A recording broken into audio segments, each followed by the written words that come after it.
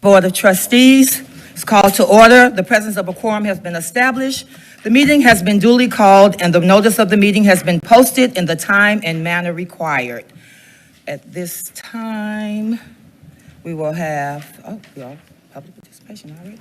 Okay. We are now at the scheduled time of our agenda for public comment. The board wishes to hear your thoughts and concerns. As per policy, all speakers must have submitted a speaker participation form at least 10 minutes prior to the start of our regular session. All registered speakers should have received a card with the guidelines, and there's no cheering, no response to the speaker. Although the board may ask clarifying questions, please be reminded that the board members cannot respond to any comments. Tonight we have Ms. Carolyn Davis. Come on down, and you have about 3 minutes. How are you?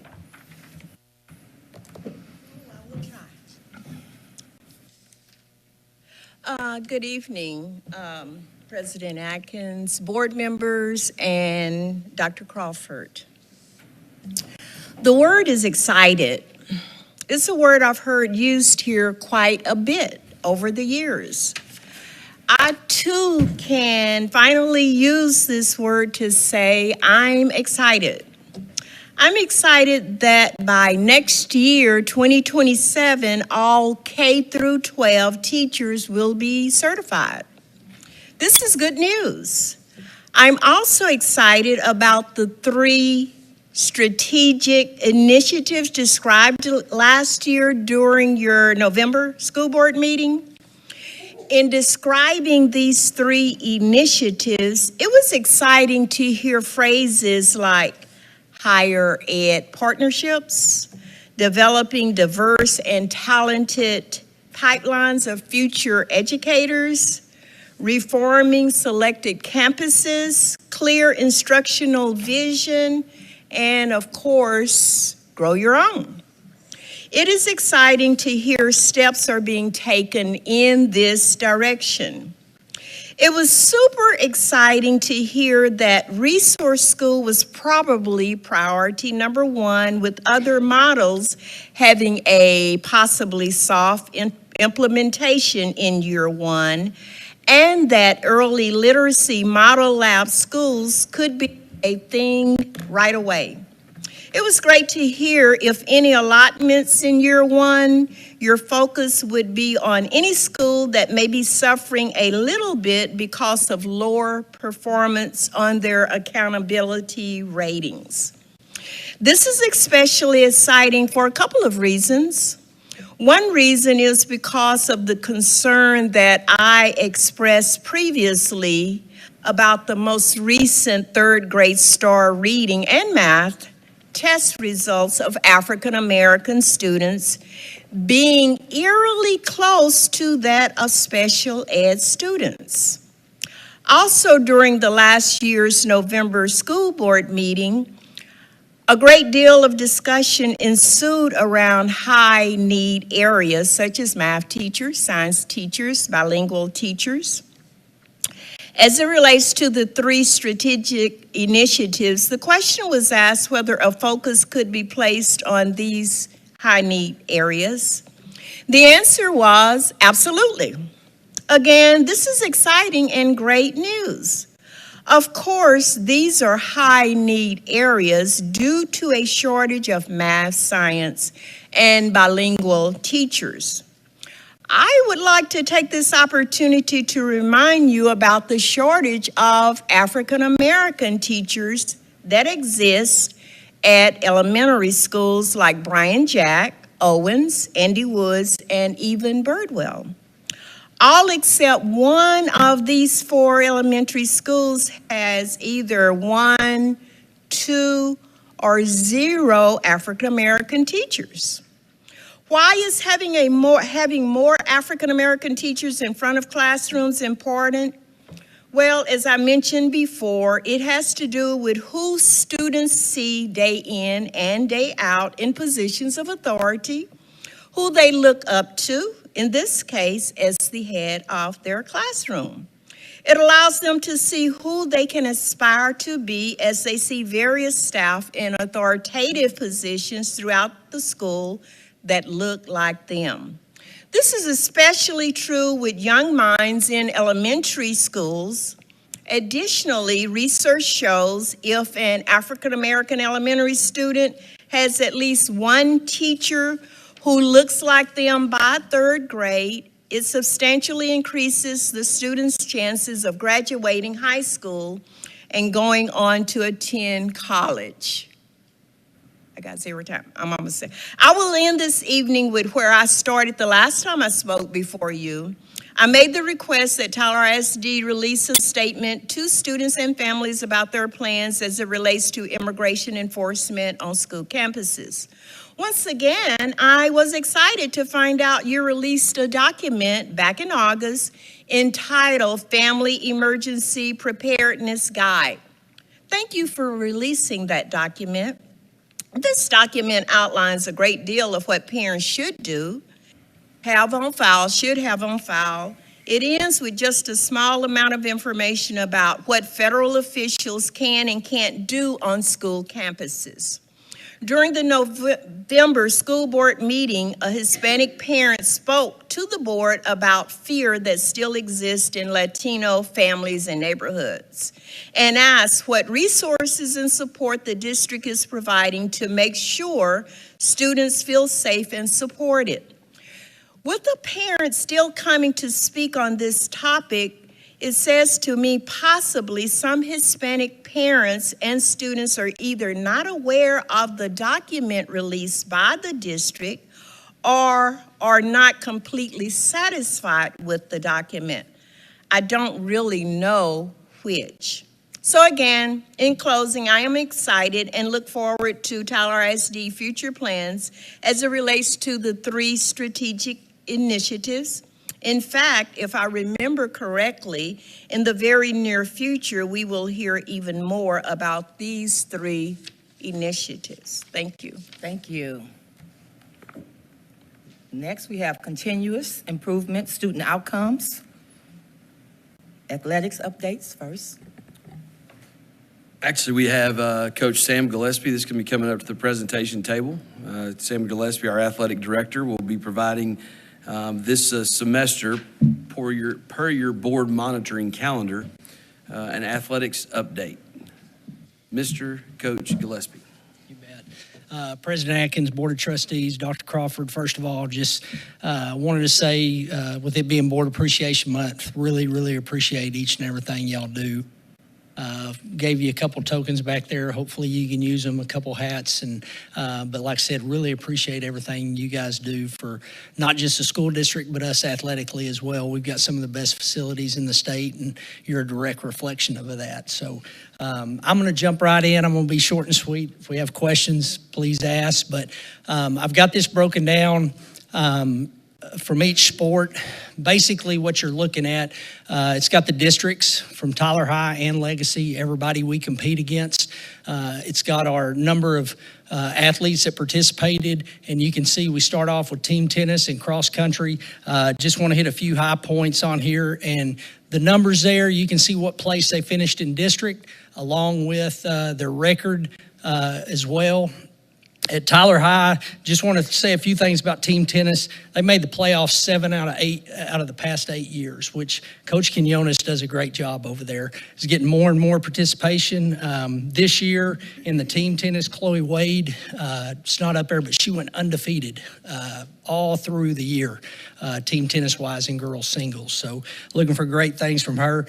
They graduated 22 seniors last year from that program.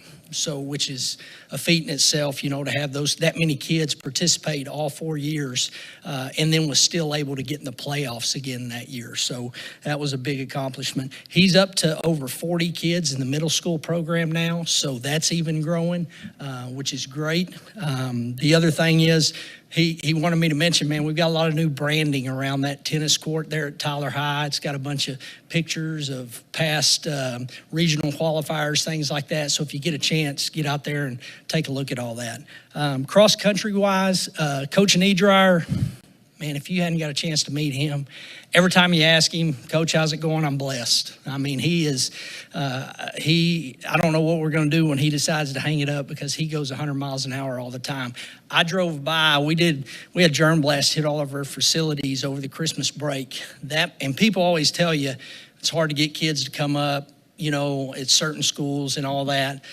The day after Christmas break on that Monday, he had 22 kids out there running. And it was their first day off of break. Just in case you wonder what germ blast is, that's a disinfectant that we do of our locker rooms. Sorry. I mean, I know it's cold and flu season. Yeah, that's true. So we try to hit it to where we do away with all the staff. But he had about 22 kids up there running that Monday, the first day they're out on break. So Coach Niedrier does a great job. Numbers are increasing. The JV boys as a team finished second this year. And I'll get to some of that. You see the boys made it to regionals, and I'll hit on that a little bit later, along with Amy Vasquez, who's a girl that's just exceeded every single year over there. But he's got basically a year-round program going over there now. And that's why they're successful. Over at Legacy, you can see the district we've competed in. Coach Sizemore, man, every year, year in, year out, does a great job with the tennis program. He's got a lot of kids out. You can look up there and see his record, varsity and all the JVs. They finished first in every single one of them. District-wise, never lost a match.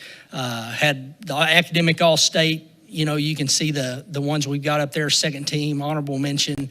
He was also selected as the THSCA Region 6 Coach of the Year again. That's back-to-back years that he's been selected for that honor. So can't say enough good things about Coach Sizemore. He works hard year-round, has a lot of kids out, always positive with them. And like I said, continue to look for great things coming out of that program. And then on the Legacy side, on the cross country, you can see up there the girls, they were first place, boys were fourth at the district meet. If you didn't get to go out there, cross country, they do it a little bit different as a team. So they place the first five. You ever run, I believe, 7 runners, but 5 of them are what you place with. The best possible score you can get is 15. Their JV girls came in 1 through 9th place at the district meet. It was just one after the other. They had a score of 15. The closest one to them, I think, was Rockwall with 50. So, 35 points separated first and second. And like I said, Coach Toybear does a really good job getting kids out, running boys and girls. They had some all-district. Madry East was a regional and state qualifier as well. And I'll get to that a little bit later in one of the slides and kind of give you some info on that. But those 2 programs do a great job. Like I said, looking for great things from them. Moving on to volleyball. You can see there at Tyler High, that's a district we compete in volleyball-wise in 10-5A. Varsity ended up in 6th place, had a 15-22 record overall, 6-10 in district. You can see the JV, how they finished. All district selections, we had a superlative and a first team, couple second teams. We had some academic all-state as well. On the academic all-state team, those kids have to have a 92 average or above cumulative to be put up for that. And they're only seniors that are selected. So did a great job there. Coach Dawn Stewart, if you didn't know, she attained her 400th career victory this year over at Tyler High, which is a huge accomplishment in our profession, in volleyball especially.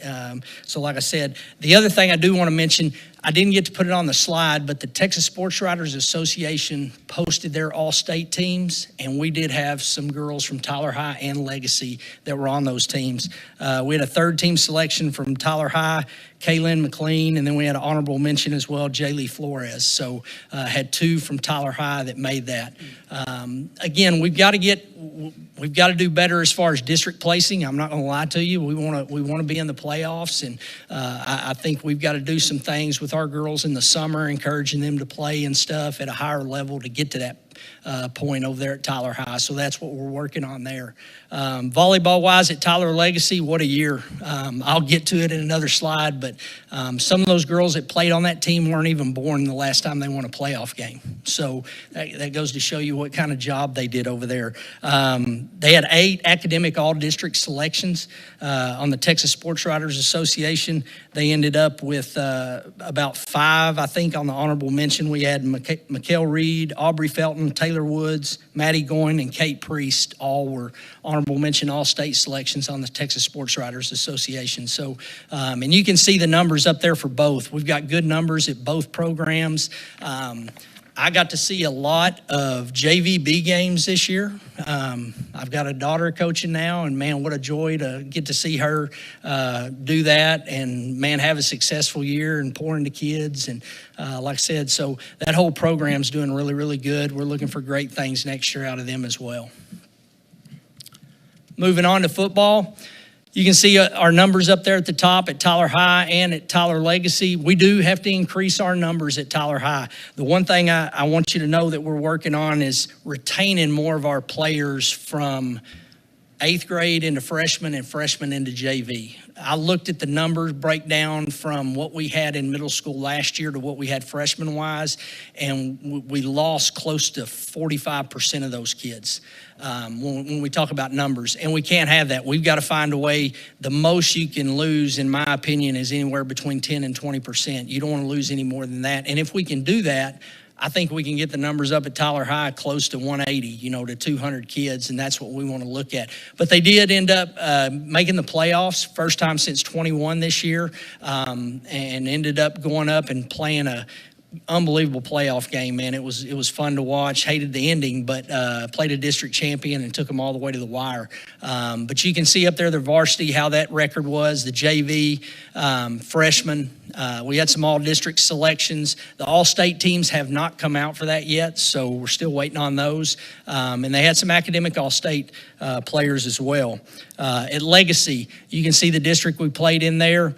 Varsity ended up 2-8 on the year, 0-6 in district, and we've got to get better, period. I have beginning of the season meetings with head coaches and end of the season meetings with head coaches. And one of the things we talked about, we put metrics in place that we feel like this is what we've got to get to in order to get to where we want to get to.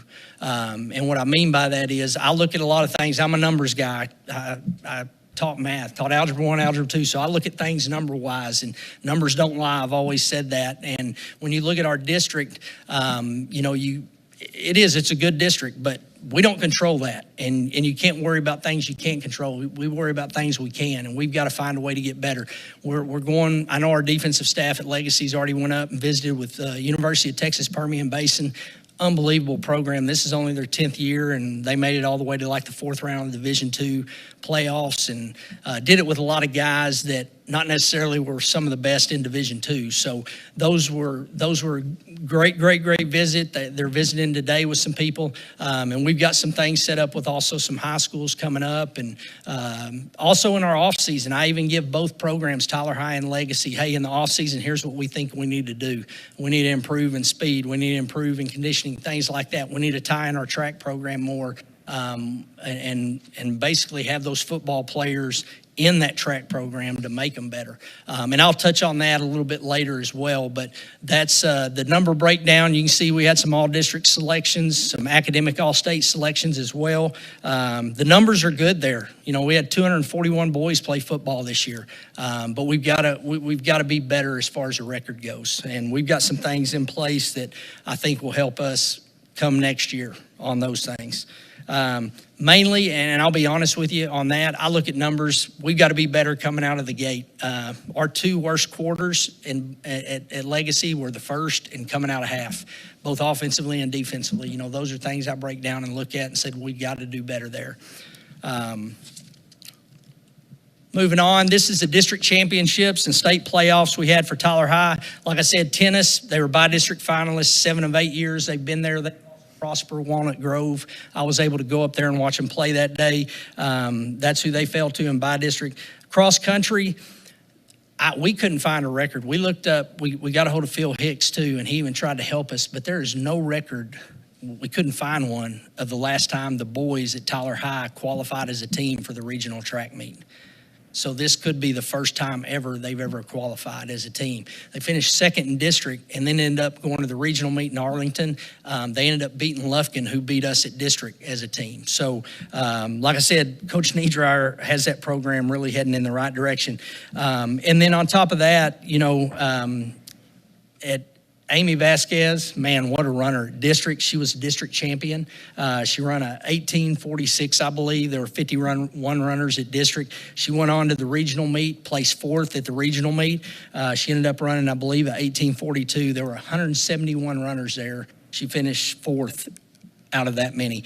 Went on to the state meet, finished 17th at the state meet, ran a 18:42. There were about 150 runners there. So she's just a junior. She's coming back, so we're looking for good things out of her as well.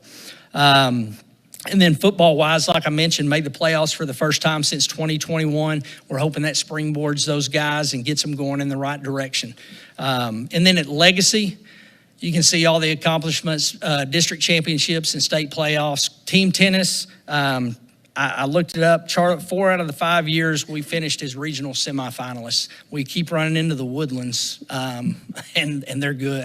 Dr. Crawford was up there the day I was there at that meet, and man, it's just we've got to find a way. I don't know. We've got to find a way to get over that hump because we keep getting hit right there. But you know, when you're going that deep in the playoffs every single year you're there, like I said, 4 out of the past 5 years they've been there. So they've got good things there. They were ranked number 16 in the final rankings in 6A in the state, I believe. And then cross country, the girls team, they were district champions. 2015 was the last time the girls won district. So it's been about 10 years since they won district, and they won district as a team. Madry East finished second at the district meet. If you were there at the meet, I thought she won it. They were neck and neck. Both of them had the same time. I think it was 18:36. Both runners had the exact same time. They went back and looked at video, and a girl from Rockwall, I guess, edged her out by a hair. But she finished second at the district meet. She finished 12th at the regional meet out of 177 runners. She ran an 18:49, and she finished top half out of 151 runners at the state meet this past year. So had a really good year. Mason Maldonado as well from Tyler Legacy. He was a regional, finished third at the district meet, and then ended up going to the regional meet as well. So he had a great year also. And then in volleyball, like I told y'all before, man, some of these girls weren't born the last time they won a playoff game. I think it's the first time they've won a playoff game since 2007. So Leo's done a really good job since he's come in, and we're looking for good things out of them coming.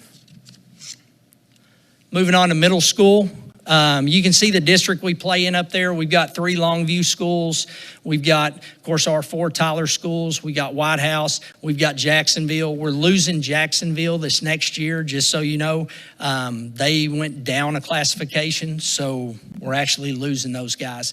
But in volleyball there, you can see had a really good year. 7th grade, 3 Lakes were district champs. The numbers are really good at each one of those. 8th grade, Moore was district runner-up, so had a really good year there. At Bolter, they were the only ones that didn't have our C teams. Every other team had C teams. We had A, B, and C teams at all 3 out of the 4 middle schools. So numbers and participation are good. We've got to get numbers up at Bolter in volleyball, but like I said, they had a great year. And when I broke it down, I think Moore had, out of their 6 teams, 2 of them had winning records. Hubbard, out of their 6, 4 had 3 Lakes, out of their 6, I think 5 of the 6 had winning records, and I think the one that didn't was 500. So all of them had really good years. Football-wise, you can see the numbers. Our football numbers are really good. We do got to find a way to retain more kids at Bolter. You can see that was the lowest number at 39. They weren't able to play a B team, mainly due to linemen. We did have one of our admin over here. His son was slinging it on the Hubbard Huskies, and they had a great year on the B team there. I think they were one game is all they lost, but had a really good year. But football-wise, like I said, Bolter, they ended up district runner-up in the 7th grade. Out of those teams, they had 3 teams. 2 of them had winning records. Moore had an A and B team on both 7th and 8th. One of those guys had a winning record. Hubbard and 3 Lakes, they each had 4 teams, A and B, 7th and 8th. And combined, I think Hubbard had 3 of them had winning records out of the 4. 3 Lakes, 3 of them had winning records out of the 4. The one that didn't was 500. So those programs, as far as win-loss goes and winning records, are some of the best since I've been here as far as turning that program around down there with football. And then cross country, you can see Hubbard and girls, they were district champs in cross country. Moore boys were district runner-up. So out of the 4 spots you could get, we got 3 of them in our district. So that was really, really good. And then, like I said, we also, Hubbard, they ended up having, one of their runners was a district champ. They had another one that was district runner-up. The Moore boys had the district champion in cross country, and I think Hubbard had the runner-up in the middle school. So, like I said, a lot of good things there. We do have to increase numbers. The only thing I can tell you is we're going to find a way to get more numbers at Three Lakes in cross country, because I know that number needs to go up. Not sure why that dip was there, but we've got to find out and get it. You know, in cross country, you need 20 or more to compete and compete well. And then just to follow up, man, we've got a lot of things going on right now. The spring is really, really hectic. Right now, we've got basketball. I think they're about in the middle of district. Just so y'all know, our Tyler Legacy boys and girls are leading district right now. Our Tyler High boys, I believe, are sitting in 3rd right now. So looking at good things out of all those teams. We had a great, we've got basketball, soccer, tennis, golf, track, baseball, softball, all of them are kicked off now. So we've got all that going. The other one thing we did do, since basketball's winding down, we hosted a track clinic January the 10th at Legacy. Wasn't really sure, we'd never done it before, and I was able to bring in Don Hood, who's the head track coach at Harding University, and I was also able to bring in the UT Tyler staff. We had 51 coaches show up on a Saturday to go through that, and it was really good, man. Don Hood was coaching at Brownwood when I was there. He's been a head coach at Texas Tech, at ACU. He started the program at Laterno. He's a head coach at Harding. And what I loved about him was he's been a middle school coach before. He's been a high school coach before. So when he went in and talked to our coaches, he said, hey, I understand, man, you guys in track only get these high school athletes maybe 4 months of the year if you're lucky. I got mine year round. He said, middle school wise, you get them in February, it's over in March, at the end of March. You got them 2 months. So he gave them some info to where, hey, this is why you need to work out kids to get them at peak performance by the time they hit that district meet. So, and the UT Tyler staff was awesome. David Kaiser, one of the throwers, came in. He was a 3-time Olympian that threw on the Jamaican national team, and our coaches really got a lot out of it. And then district middle school basketball tournament's coming up. It's winding up, and they have that next weekend on Saturday here at, I think the girls are playing at Tyler Legacy, boys are playing at Tyler High. So if you get a chance, come out and support those kids. And then our youth basketball league's kicked off. We're 2 weeks in and got about 500 and something kids playing. So it's going really good. Any questions? Comments, concerns? I have a question. Yes. Do we know why there's such a dip in football from 7th to 8th grade in Bolter and Hubbard? Well, Because you look at more in Three Lakes, Three Lakes went up by 1, But more, that's a big dip. you're talking about the numbers? Mm-hmm. Yeah, and that's what we've got to do a better job of on retention, is keeping those kids, finding a way to keep those out. Now, I will say this. The numbers in 7th grade seem to be going up a little bit each year, and I think a lot of it's due to 6th grade pre-athletics that we have at every campus now. But we've got to find a way to keep those kids engaged from 7th, 8th grade. Like I said, you're always going to lose a few. It happens everywhere. But when that loss rate is more than 15, 20%, then you've got to look in the mirror and figure out, okay, why are they not playing? Yeah. Anyone else? Mr. LaSalle? Just a few questions.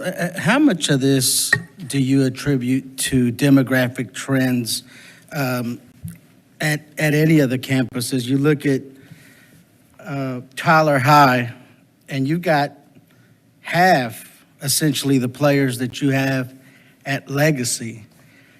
Your demographics are totally different than they were 10 years ago. A lot of kids look like me don't play football. That doesn't mean they don't like football. I love football. 49ers just got beat last week.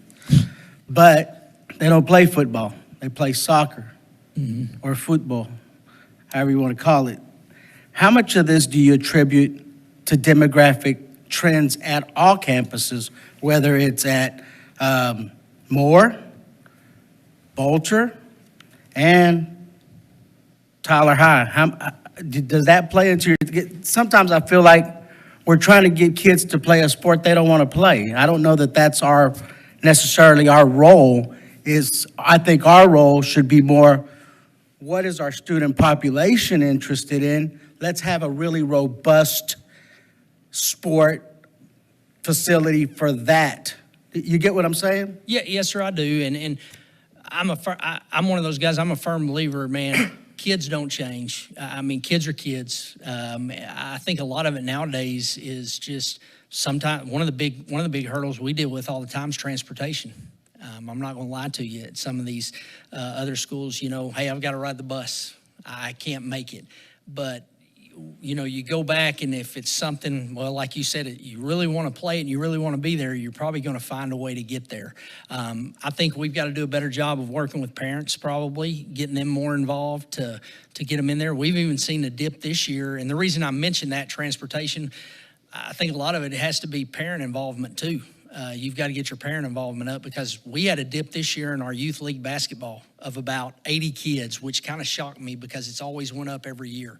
And I was like, well, what's going on? And we even offered to some of our schools like Bolter and a couple other places, hey, if you're having a problem with financial assistance, we can find a way to scholarship you and get you in and let you play. But you got to have a way to get there. And that's been a big hurdle, is getting them there to practice, getting them there to the games. Do you look at your numbers, for example, Tyler High has 118 players, and I'm assuming that's at the varsity level, or is that across the board? That's across the board, just like Legacy, yeah. Wow.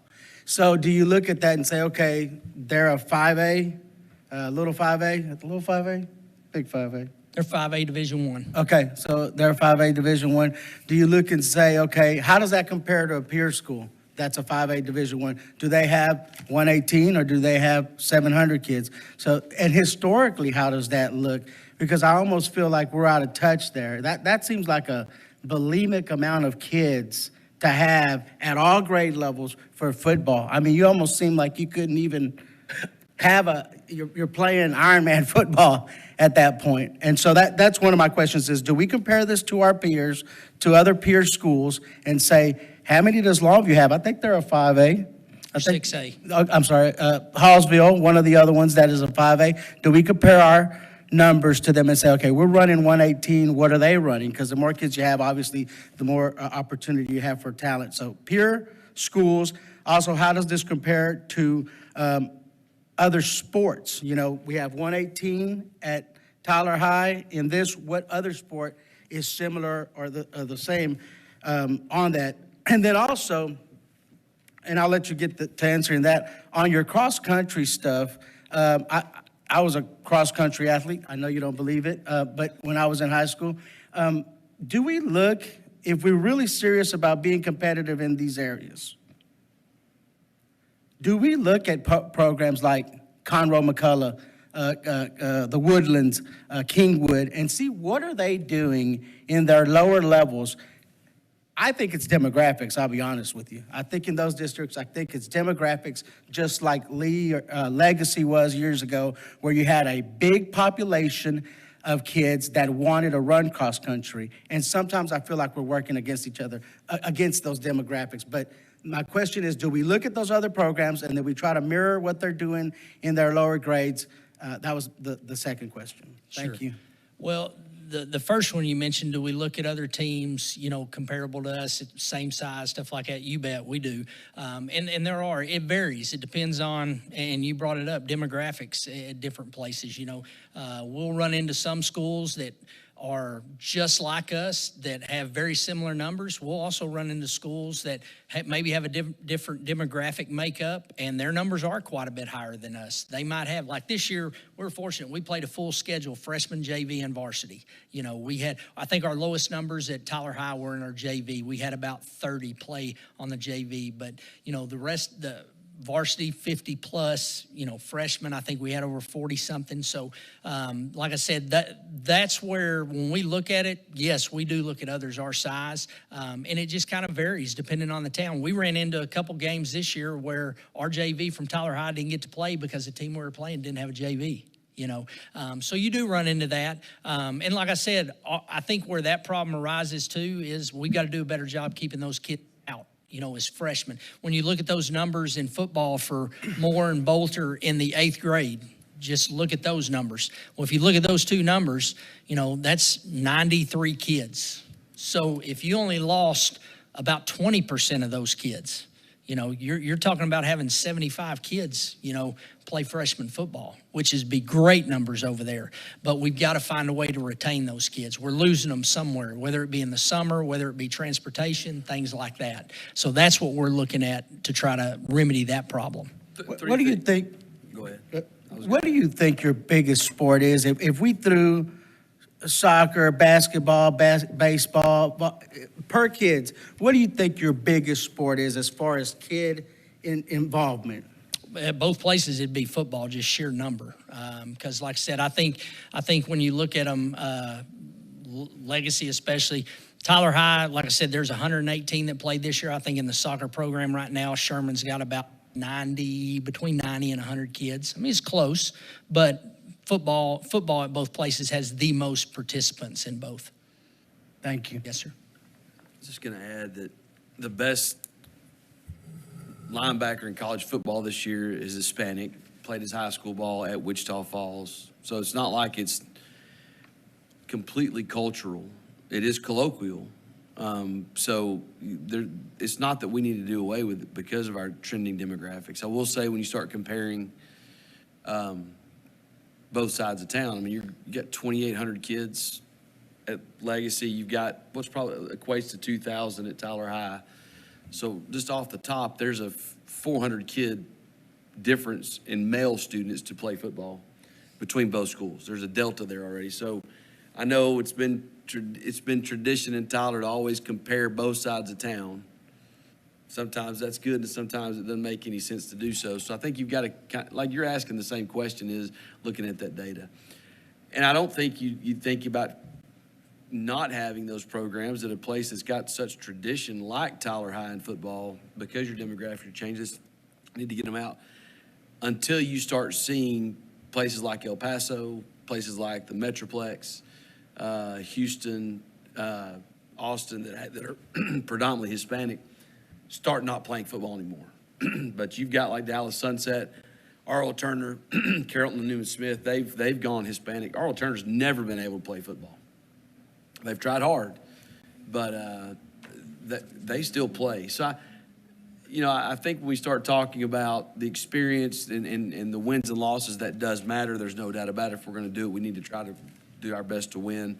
But it's also it's a community hub on Friday nights to have those games at Rose Stadium, et cetera. So I think we need to keep trying to increase the numbers there. And that was just some thoughts that I wrote down there. We can find those Jacob Rodriguez's out there that want to play football for us. We've had some really good Hispanic football players here in Tyler since I've been here. And so it's good questions. Numbers need to get up. Again, things don't change until adults' attitudes change, and forever we just refuse to go and do that. I think Coach Woods has done a pretty good job of doing that early on in his 3 years here. You brought up the fact that we played a full schedule of sub-varsity. Before Coach Woods got here, that was not always the case. It was embarrassing for us to have to call somebody and say we can't play a freshman game or a JV game because of grades or because of numbers. So there's some trends going other than the wins and losses that need to happen. I think a good target for you, for Coach, for us is to at least get to 150, because that gives you 30 more players to pull from at a 5A school. And because of enrollments changing, residencies in Tyler, gentrification, of parents not having the kids in those schools on the north side of town, we'll need to take a look at that as well as far as boundaries go, because we didn't build our high schools for 3,500 kids. And if the trend is that way, you're going to start making some considerations to be able to go and redraw boundaries once again, if it doesn't grow. Or, nothing wrong with going 5A Division II. Then you get put in there with White House, and you get put in there with the Hallsvilles and some other folks, instead of having to play your Highland Parks and having to get on the road and go drive to Joshua to play. So there's advantages and disadvantages of the size of our schools. I remember the drama that came out of East Texas whenever they went 5A and John Tyler went 4A. Everybody thought that was a slap in the face. And sure enough, it was the best thing that could happen to John Tyler. They were able to compete in a lot of sports. So we'll keep taking a look at it to see what makes sense for us and try to do the best we can to get more kids out. Which, if I could ask just a few more, my perspective, and I could totally appreciate what you're saying. I think a guy just won the national championship with the last name Mendoza, so they're out there.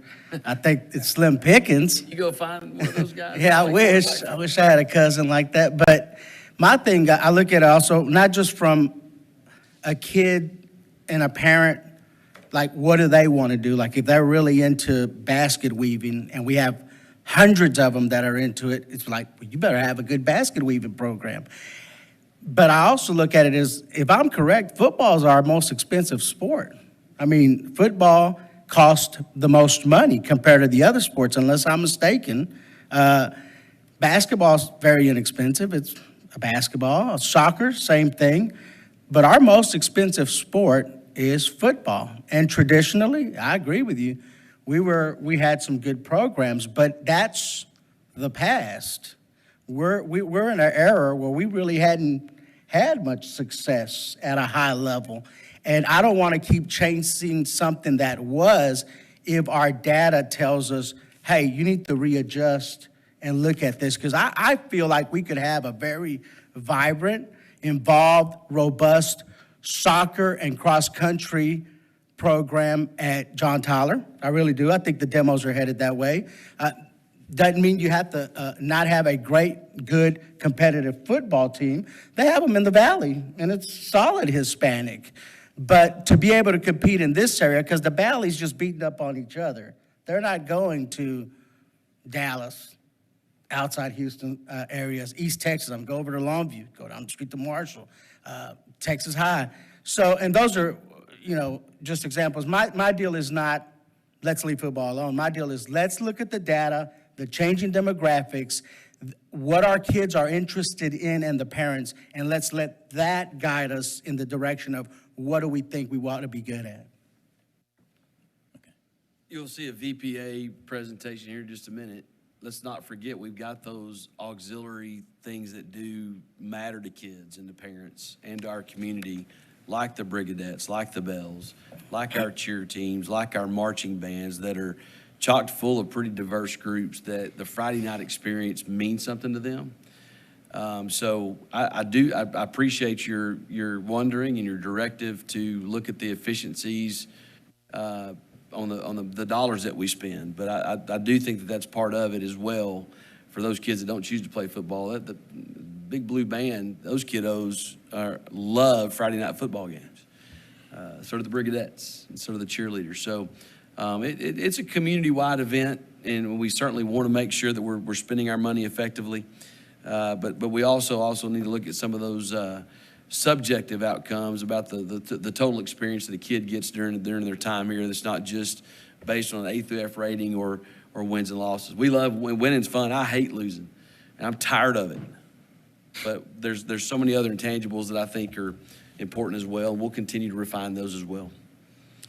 I haven't said anything. I have a couple of questions. First, we have soccer still within the district, right? Soccer, we have Yes, sir. soccer teams at all our campuses, Yes, middle sir. and high school. Yes, sir. Okay, if you could get us the statistics on that, we'd appreciate it. I think I didn't see it in this report. It'll You'll get it be in the next You'll get it in one. the next. In the next one, The why? next one. This is a report from the first semester. They play in the spring. Oh, okay. Yeah. So it's coming up. Okay. Yes, sir. Well, yeah, that data, similar to this we just got, would be Yes, sir. beneficial. The other thing is, and I asked about the data on soccer simply because I hear a lot the complaint of years ago when we changed Rose Stadium to the track field. Yes, sir. To that eliminated us holding district track meets. I hear this all the time. Yes, sir. And yet again, we need to monitor that and see the soccer because that's why we changed it. And as far as I understand, we couldn't do regional or state track meets on our field at Rose Stadium simply because we changed it. And I hear that all the time. So we need to monitor that soccer thing and see if we can make it useful.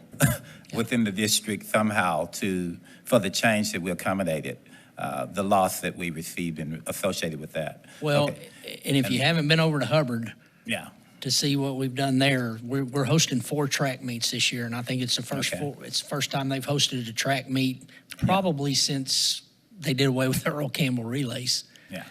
So we've got a track facility now that should Robust help us. soccer teams at middle schools and high schools compete. Tyler High plays pretty good soccer on the boys' side. They've been average on the girls' side, both legacy girls and boys Yeah. that have quite a few Hispanic students that play soccer. Right. They compete. Right. Just Oh, yeah. giving you an anecdotal thing Yeah. here. I will say this, Coach, correct me if I'm wrong, our soccer teams prefer to play on campus. Legacy does prefer to play on campus. They would much rather prefer to play on campus. Tyler High plays all their games at Rose Stadium, but Legacy, they play all their games on campus, and they prefer it that way. That makes sense. Yes, It sir. really does. The second thing, I ask this every year about the coaches in high school, working with the coaches in middle school, and the number of students that transfer from middle school to high school, the numbers seem to drop off. Do you think that's a good working relationship between the high school coaches and the middle school coaches and the students, apparently? Do you think there are areas of improvement that need to be made, and what they might be? Yeah, always. One of the things we changed this year, or I say we changed, that I kind of put an emphasis on more than anything was we have got an unbelievable setup here with our high school coaches being able to be in the middle school period, at least one of the middle school periods. That doesn't happen everywhere, and that's a credit to you all for allowing us to do that. But one of the emphasis I made was before we were there, and it was almost like we were just monitoring. I'm not gonna lie to you. Okay. It was just there to make sure everything's going good. I have kind of stressed to them that when you're down there to coach. It's not to now. You're and at the same time you're coaching those coaches to make sure they're doing it right. But at the same time you're coaching those kids to where those kids know you, and it'll help with the retention rate come next year because you're not a stranger. You're not that one guy that shows up at games and shows up at practice every now and then. He knows me by name, or she knows me by name. So as far as the relationship goes, I think we have a good relationship. At the start of the year, we do a professional development with football, with basketball, with volleyball, with track and field, with all that, with our head coaches running that, talking about their expectations, talking about their program with all those middle schools that feed that program. I can only speak for Hubbard just because my daughter's there and she plays all the sports, and they are there all the time. The legacy volleyball coaches there, the legacy girls basketball coach is always there. They are always there watching them. Mm-hmm. And I always see Trahan on the field sometimes with the boys in football, so they're there. Yeah. We actually More have than they some have been. coaches from Tyler High too that go down and they're in the 6th grade pre-athletic class at Bolter and more. Right, and I'm not seeing the drop-off being at Legacy as much as I am Tyler High. So that's the reason I was concerned about that particular school in particular. Yeah. And the relationships. I mean, we're fighting a lot of things. There's no doubt about it.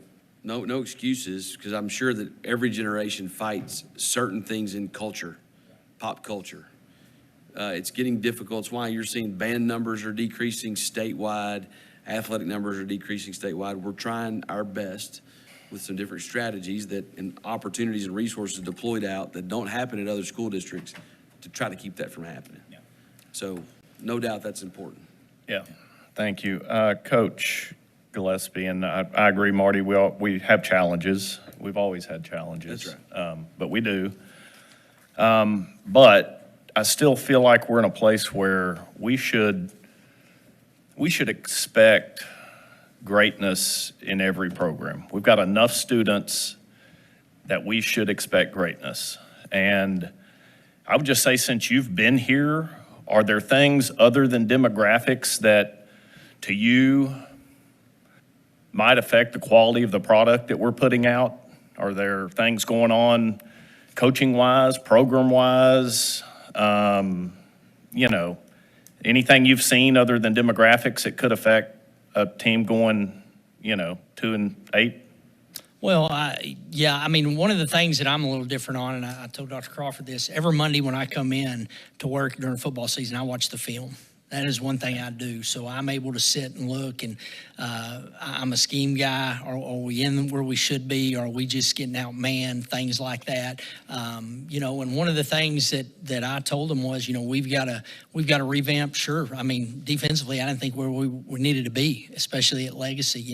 Tyler High's making a change there as well. But those are some things. Yeah, we've got to do a better job of there. Now, as far as changing demographics. Again, I go back to kids are kids. I just keep going back to that. I think you can take some of those kids as long as you're doing it the right way. I think you can take some of those kids and win. Yeah, I guess I'm jaded a little bit because I was here when both programs were really good at football. And, watching a 12-month period of a state champion or a state runner-up and seeing how they did things makes it really tough for me to throw in the towel, because I still see a lot of areas where, golly, if we could just emphasize these 5 things, and do them the right way, I mean, you could win a lot of games, I still feel like. I totally agree. One of the things I've kind of charged both programs with, you've got to have your football players involved in track.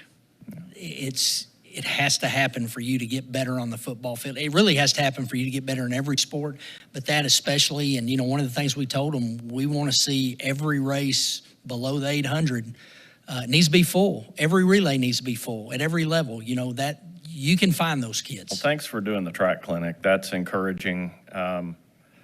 Because a lot of people, I think, don't understand what a real track season and track schedule workout-wise looks like. You're right. They don't know. They didn't ever get to do it. They just get out there and they tell them to run some, and then they go in and, I mean, it's what I've seen. So you're cheating your kids from having a great experience by winning in a competition that, builds character. And so hopefully we will do better in that. Do you think that football's keeping your cross-country and soccer teams down? Do you think it's keeping them from being good? No. Okay, not by so any it means. doesn't. No. It doesn't have to be one or the other? No, not at all. I mean, numerous schools I've been at, we were highly successful in both. So I don't think one affects the other. I think it goes back to the type of kid. I mean, I can tell you this, as being a football coach for as long as I was, the reason football coaches go after so many kids, how you need to play, especially the athletes. If there's an athlete wanting to get to the next level, look at the number of scholarships. And that's all you have to look at. There's a ton of them in football. When you talk about the other sports, there's not many there. I'll use one of our assistant ADs, Donnie Little. He didn't play football till he was a junior in high school.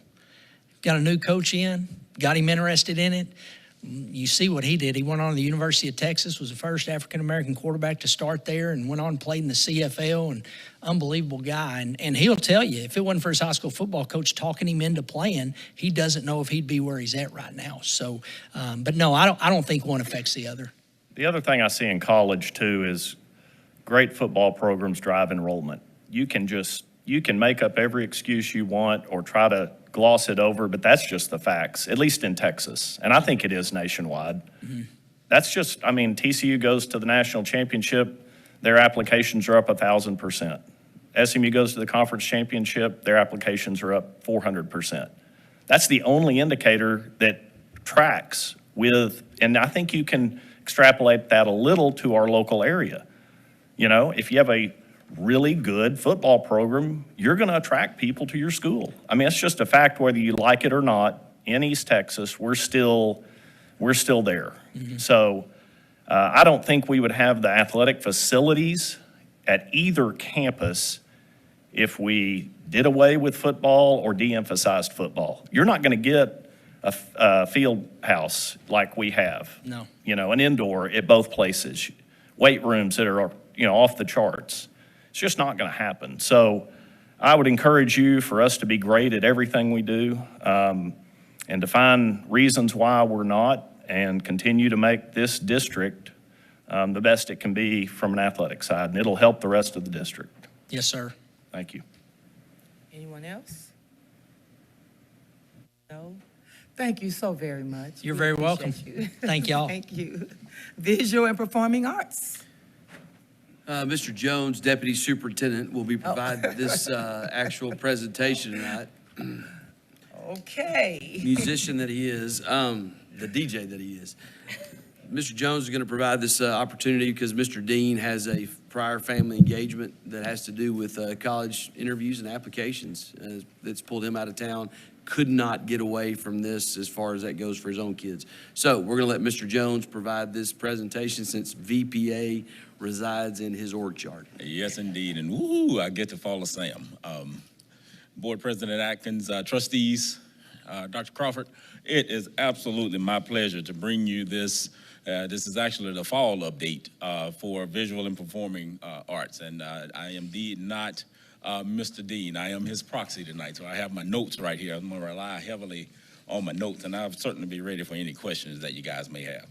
And of course, I'm not bilingual, so I will probably not try and pronounce, well, I'll do it anyway, the word that's in here. Mr. Newsom, why are you laughing? Okay, the art begins the year at full speed. In addition to the regular class period instruction and content, art programs across the district set up displays for Hispanic Heritage Month, as well as participating in Dia de los Muertos, that's what I was talking about, exhibit at the Tyler Museum of Art. This year, 4 legacy students collaborated to provide an ornament for the state capitol Christmas tree. And for the 7th consecutive year, Tyler ISD was awarded a District of Distinction by the Texas Art Educators Association. Out of 1,200 plus districts eligible to apply for the award, only 109 districts earned that achievement.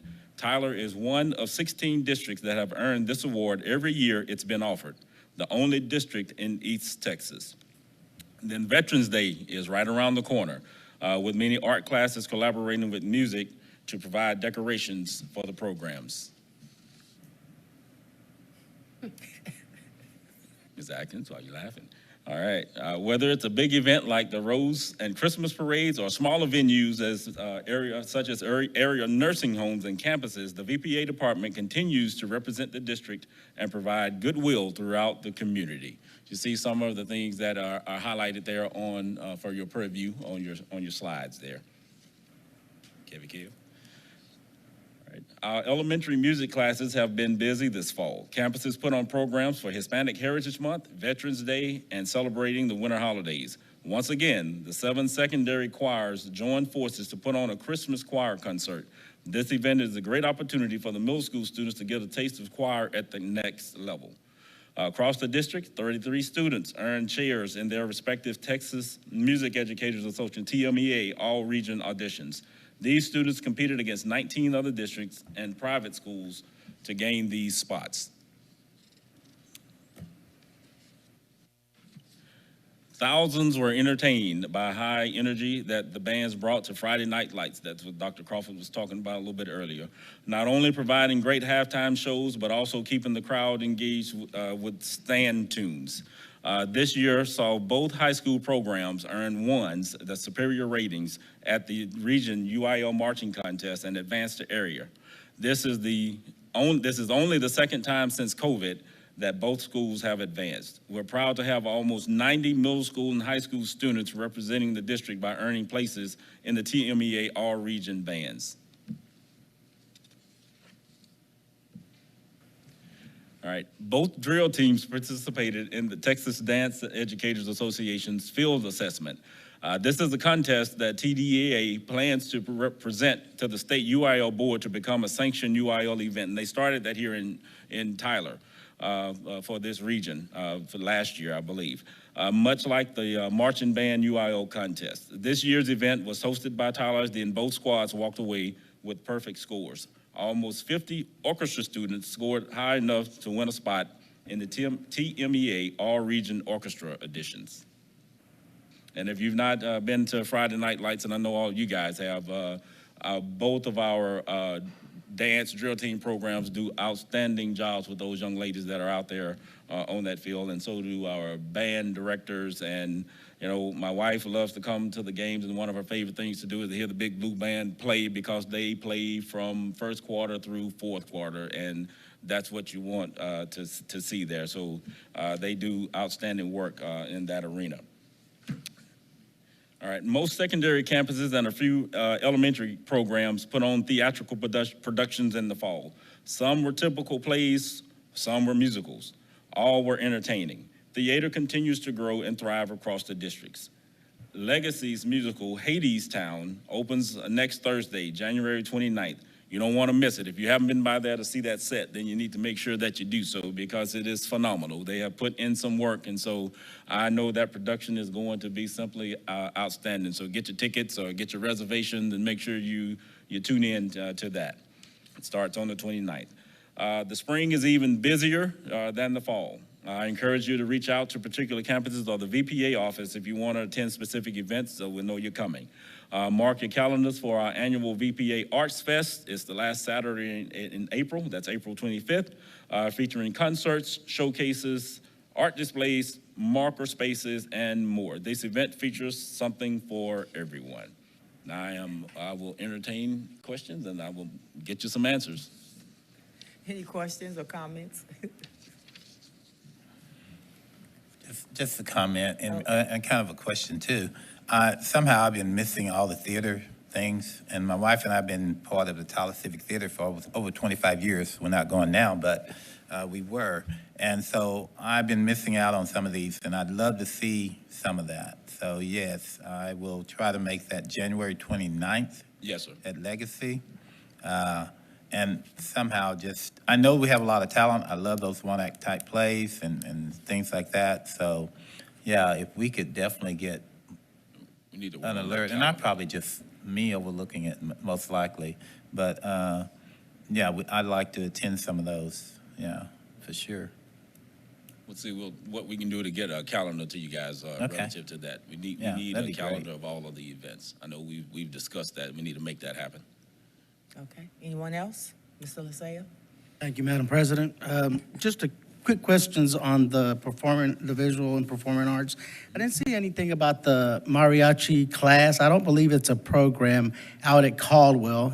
If I understand it correctly, they have regular, I don't want to call it band, but, you know, instrument classes over there. Mm-hmm. But one class in particular is mariachi class. And they have a mariachi group, and I saw it, I believe, at Douglas. They came over from Caldwell, went to Douglas. It may have been about 20 kids at the most. They even had a couple of young ladies.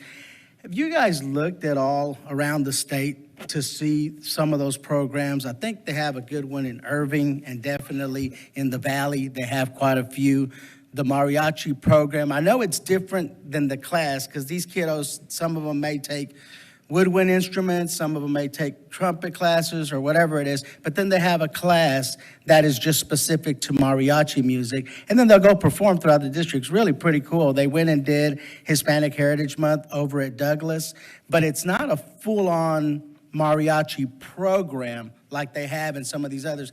Do you think there's a way for us to look at that throughout the state to say, hey, you guys have demographics that may lead us to believe you've got enough kids to start slowly fleshing out a full-fledged mariachi program, as opposed to it just being a class and whatever's associated with it? Yes. And so Dr. Markle's not in here, but get word to him to, yes, start that stuff. I've been saying it. Get it done. I've got somebody from the dais that's going to support that. Get it done. We can most certainly do that. So, we had some robust. Sometimes when I say things, it takes 3 times for me to say it. But yes, sir, we've had that conversation, and that needs to happen. I just thought it's really neat. I know my first go around in this, I actually got to go to a TASB conference where one of the breakout sessions was on how do you build a mariachi program. And it starts off very organic, kind of like it is at Caldwell. But then there has to be some structure set in place so that it can kind of build on its own.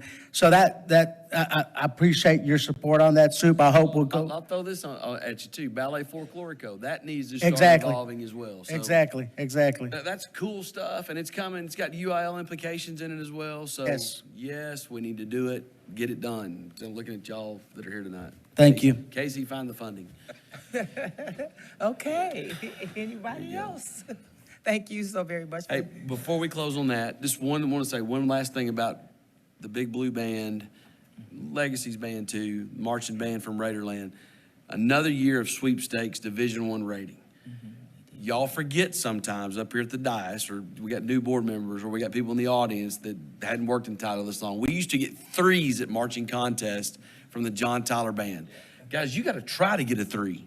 Like, that's how bad that you could be. So, a guy named Stuart Bird called me, who was a judge that time. Rest in peace. He was an interim deputy superintendent for us, and really got us going on the right track about 10 years ago to start getting those sweepstakes ratings at Tyler High School. So kudos to Mr. Wade, his staff, and most importantly, the kids that put in the time and effort to get that sweepstakes rating, so that the largest school system in East Texas, both of its bands are Division I rated bands at marching contests. So I wanted to emphasize that because people forget that we used to get 3s, not 2s. It's all me right there. 3. Nobody gets a 3. And that was embarrassing. So it's great for our, it's a prideful thing for us, for those kiddos to do that. So thank you. Thank you very much. I think we're finished. Thank you. Okay. Texas Performance Reporting System and Results-Driven Accountability for 2024 and 2025. Per your board monitoring calendar, Dr. Gropel, Deputy Superintendent of Administration and Executive Director of Data Analytics Assessment, whatever his title is this year, Dr. Jamie Curitan. They're going to present to y'all this cumulative aggregate outcomes of other things that we've presented on throughout the year. This is the actual performance reporting requirement from the state of Texas per statute. Dr. Gropel, Dr. Curitan. Thank you, President Atkins, Board of Trustees, and Dr. Crawford. Dr. Crawford teed that intro up pretty well. This is a state-required review of our performance, not only on STAR, but all the things that go into the gumbo that make our overall district rating. All of this data you have seen in the past, but this is the formal presentation of that data. So I'm going to turn it over to Dr. Curitan to go through it. Okay, well, good evening, Board. Dr. Crawford. We'll jump right into TAPR, or TPRS, as it's called now. Essentially, it just pulls together a variety of information. A lot of it's already attributed to accountability ratings, so we've seen a lot of this information. But we want to pull out and point at some of the things that we were potentially paying particular attention to. I just want to start out with our STAR data and kind of remind you of how we performed last year. So we had a good year overall. We outperformed the prior year. You can just see in all the green areas, those are areas where our performance was slightly higher. We only had a couple areas where we were down a little bit. U.S. history in particular comes to mind because we were splitting hairs there in terms of being down just a tad. But overall, we had a great year in terms of STAR and EOC performance and looking to continue that this year. For us, that did translate to an improved rating over 2024. So we did have an official rating of an 81 last year, which was the highest in the last 3 years. It's of the 3 years that we transitioned to a new accountability system. You can see last year was the best year we had. We did come in with a 72.3% economically disadvantaged number, which was higher in the state. So again, I think it points to we're doing a lot of good things and moving in the right direction there. I'll just put some attendance and graduation rates up here. I'm not going to go through all of them. The big one that we want to point out is that in terms of attendance, we're hanging right there with the state despite having a population that is larger in terms of being economically disadvantaged. And then additionally, you can see our various grad rates where we're outpacing the state across the board there. And just a reminder, when we talk attendance, when we talk grad rates, dropout rates, CCMR, all of that's lag data. So this is going to be for the class of 24 as opposed to 25. So STAR data was 25. This will be class of 24. Here's our college, career, military ready data. We had a good year in 24 with our CCMR. We outpaced the state again. I did want to point out the only college ready number. I know we're below the state average right now, but I wanted to point out that we had a humongous jump from about 22% to almost 35% in 1 year. So I think we're seeing some big gains there, moving in the right direction, hopefully going to catch up and pass the state in that area pretty quickly. IBCs is another one we talk about a lot with Dr. Walls. You can see there we're keeping ahead of the state a pretty healthy margin.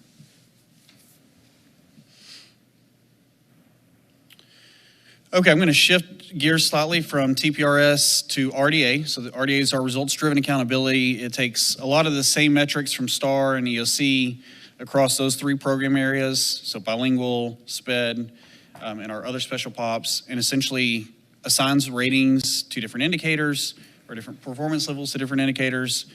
It's kind of counterintuitive, but we want to have a level 0 for every indicator. A 4 is high. We're trying to avoid 4s if we can, to kind of come back to where we're aiming for with regards to results-driven accountability. So I'm just going to provide you a summary, not go through every indicator. Here are the 3 program areas. So you'll see a table just shows the number of indicators that we were rated at that performance level.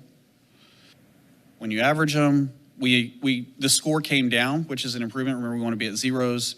So we actually improved in terms of RDA in all 3 areas for 2025. So when we were assigned levels, we were assigned determination level 2 for all 3 program areas. So we'll continue tracking along there and making sure we're monitoring and trying to get better where we can. And we can answer any questions y'all have about either one of those reports. Any questions? Madam President, Yes, sir. Dr. Curtin, talk to me about the IBCs approved. We're at 50% or just not shy of 50% on that? Yes, sir. So that's just our A through F approved IBCs. So we've been trending up with that. We kind of track a few different measures, but it's one we've outpaced the state. I'd have to check and see. It's been, I don't know that the state has been ahead of us in that game. We've kind of outpaced them for quite a while. Okay. Would you consider that a low-hanging fruit as far as? I mean, low-hanging fruit in the terms of trying to make sure every student that can get a certification, right? That we offer enough opportunities to do that. I would say it's an area to continue to improve. I don't know if there's anywhere that's with what the state has made an adjustment to. That's just an easy kind of area to grab, but it's one I would say we would keep focusing on along with the college readiness. Do we still offer IB anywhere? For which one? Sorry. AP, IB, International Baccalaureate? We do still offer AP, yes, sir. IB, I don't think we do. It's been a decade. Well, that's what It's been I a while. saw it in the line It's item there. just, that's the way it's reported by the state. I gotcha. It's Okay. either AP Right, or IB. Yeah, Gotcha. correct. Yes, sir. Back to your question about industry-based certifications. Let's all remember whenever they started coming out with these after House Bill 5, maybe? Yeah, when it started kind of trending that way, there was a lot of those industry-based certifications, we're talking about low-hanging fruit, that were really easy to grab. So some of these certifications, like, I guess floral arrangements and things like that used to be in there till Mr. Jones's boy got a hold of it. And floral design or whatever is no longer a state approved. It's the governor got involved in it, to lack of a diatribe about the history of this. The governor really wants any industry-based certification. His goal is to eventually have anything that's portable across state lines. So if a Texas kid goes to work in Louisiana, that industry-based certification is going to work. We had a lot of Texas-specific certifications when we first started this. I think y'all probably remember our goals when Gary Brown used to get up there and report and how we'd set our goals, and we were like surpassing them by upwards of 30 points or 60 points. And we just kept knocking out the part. Well, that was because some of those were easy to attain. And but things like OSHA certification, I think those things still exist. That's not the most. Yeah, some of that. There are some cosmetology certifications, but I guess they think it's rigorous enough because of the chemicals that are involved, et cetera. We thought that those might be in jeopardy, and then here we are with that huge lab up the hill. Same thing with our culinary arts lab. But right now, some of those things have survived, from my understanding. I mean, pretty novice understanding without Dr. Walls being here.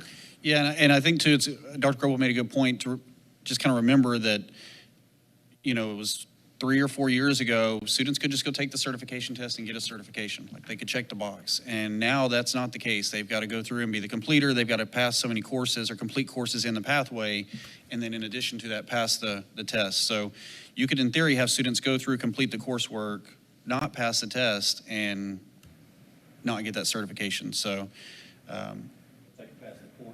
they could pass the course, yeah. Yes, Yeah, sir. and so as it relates to, because this is the time of year that we start putting the schedules together, choice sheets and everything like that's going out. So you start thinking about those, taking those coherent sequence of courses, and a parent like Ms. Harrison may say, poor my kids, how dare you keep parental empowerment, right? How dare you keep them in something they don't want to do anymore? I'm facing that in my own house right now.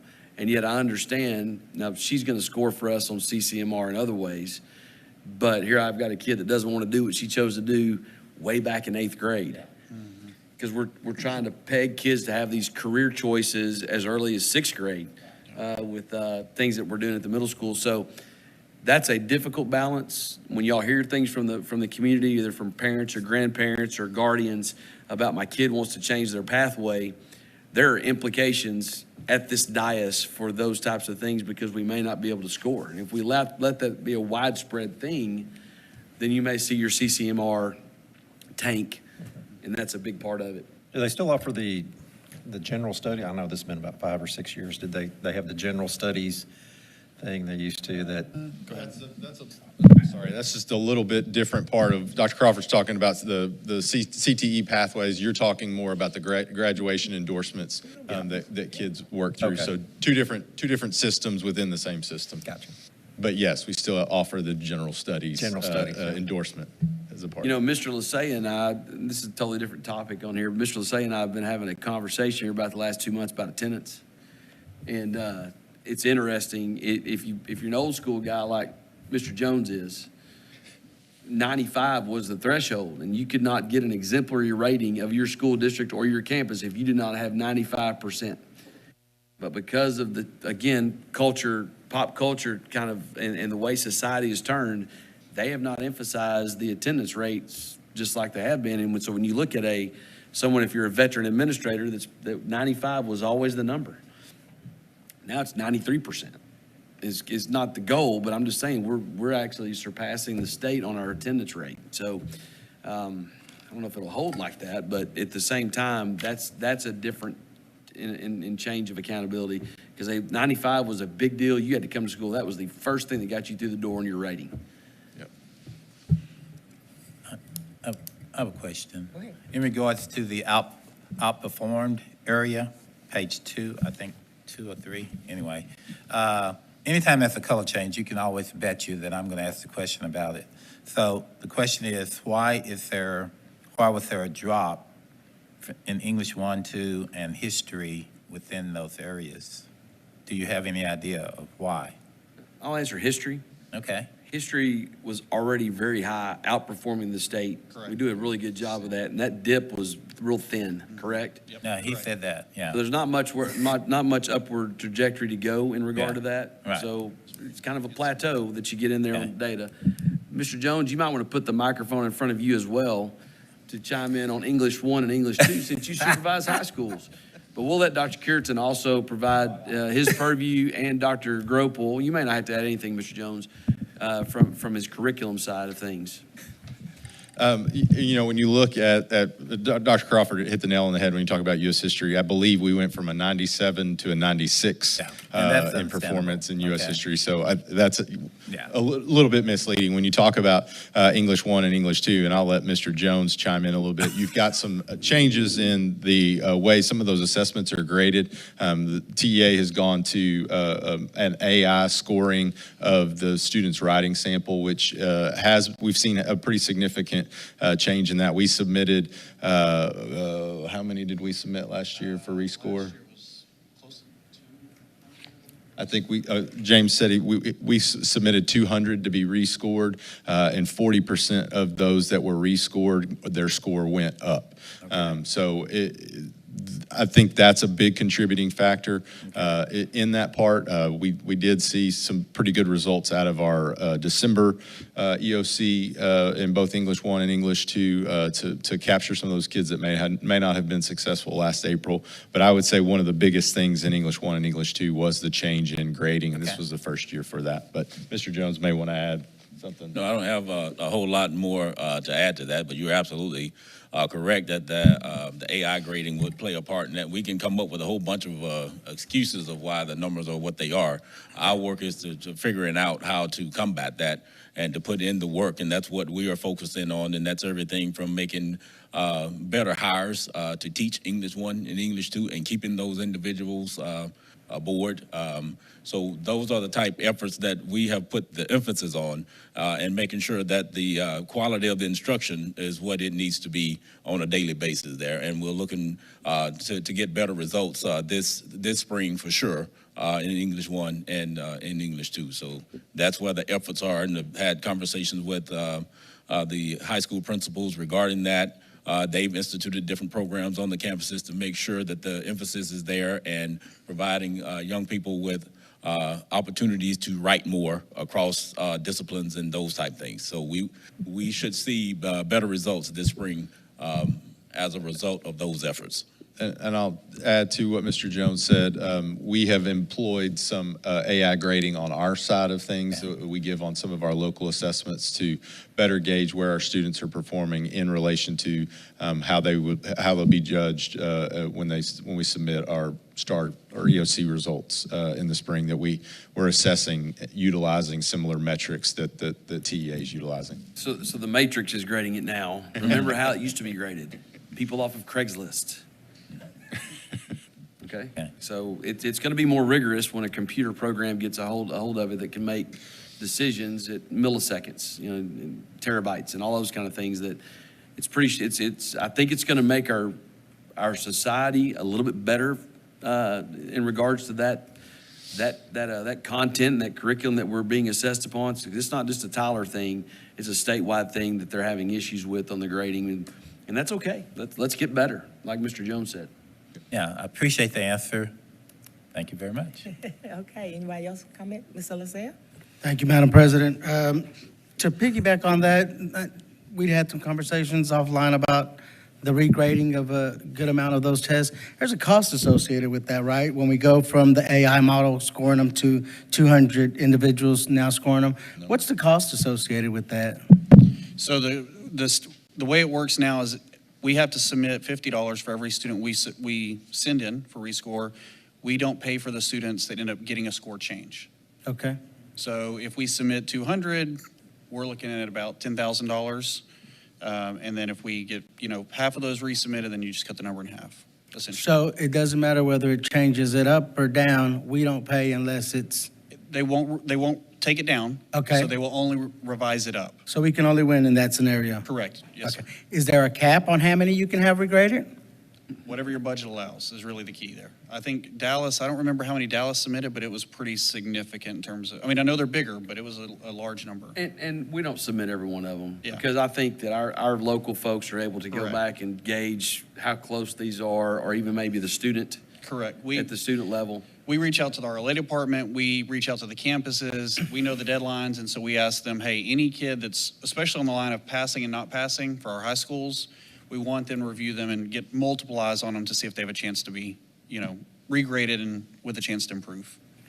Obviously, it's in our mind that this impacts our overall A through F rating or whatever, so that plays into the component. Yes, How many can we have regraded if we can only improve? Because that's just a factor. Just one more question. On the sixth slide, I think it is, the areas where we are either outperforming or underperforming the state, there's one area that jumps out at me. We're 3 times what the state is doing. So the state on associate's degrees, they're at 3.1 and we're at 8.5. So that's the biggest one. I think all of the other ones, This is the biggest one where we're basically at 3 times what the state is doing. How much of that do you attribute to early college high school? I'll answer.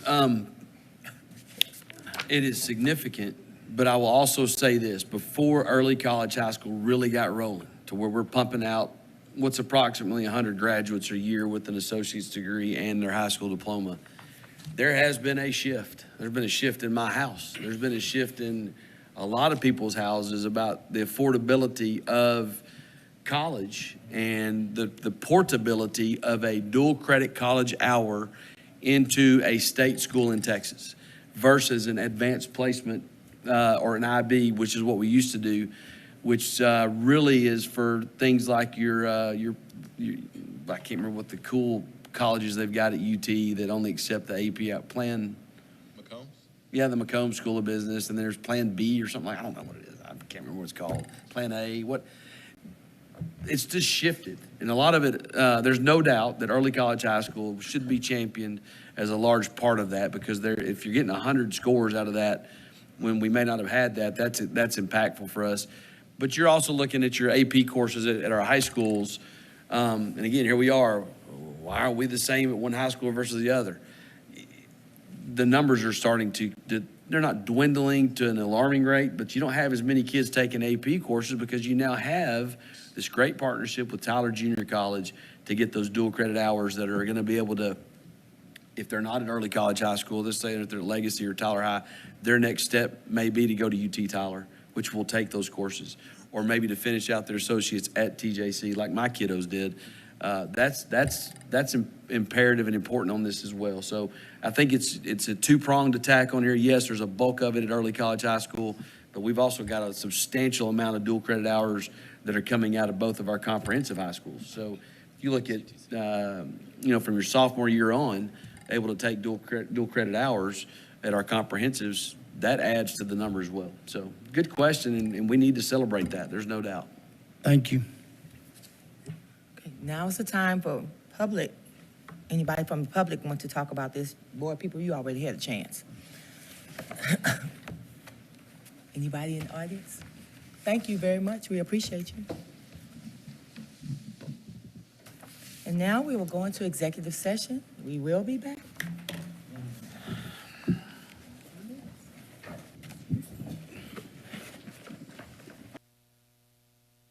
Called to order.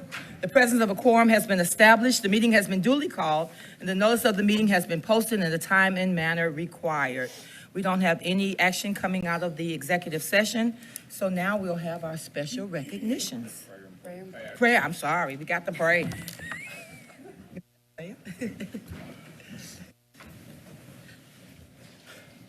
Please join me in prayer if you would like.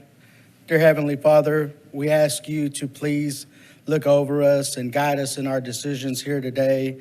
We ask you to bless every single one of these individuals that come from 7 different areas, to bring them together to a consensus, to do your work, to do the community's work. We ask this in your name. We ask you to bless the hands that prepared our lovely meal and to bless everybody here throughout these weather that is incremental in our area. We ask you to keep us all safe. We ask this in your name. Amen. Amen. I pledge allegiance to the flag of the United States of America and to the republic for which it stands, one nation, under God, indivisible, with liberty and justice for all. Honor the Texas flag.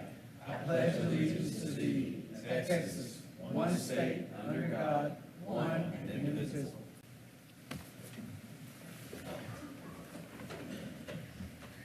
Now we are ready. We have prayed and we're ready for it. Good evening, board members and Dr. Crawford. We would like to begin the special recognition portion of our meeting by announcing our January District Students of the Month.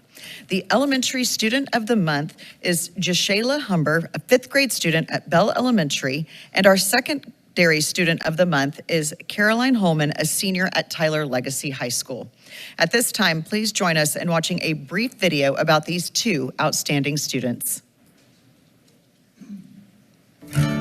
The heart of our hometown beats strong in Tyler ISD, where students are reaching goals, breaking barriers, and shaping the future. Their journeys may look different, but together they are showing us that next is now. Let's celebrate their achievements as we continue leading the way in Texas education.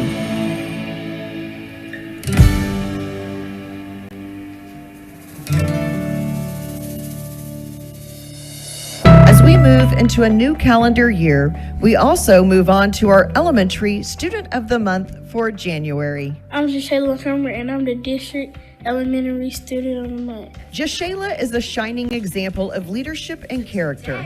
She has diligently worked to strengthen her academics, consistently meeting and often exceeding her goals.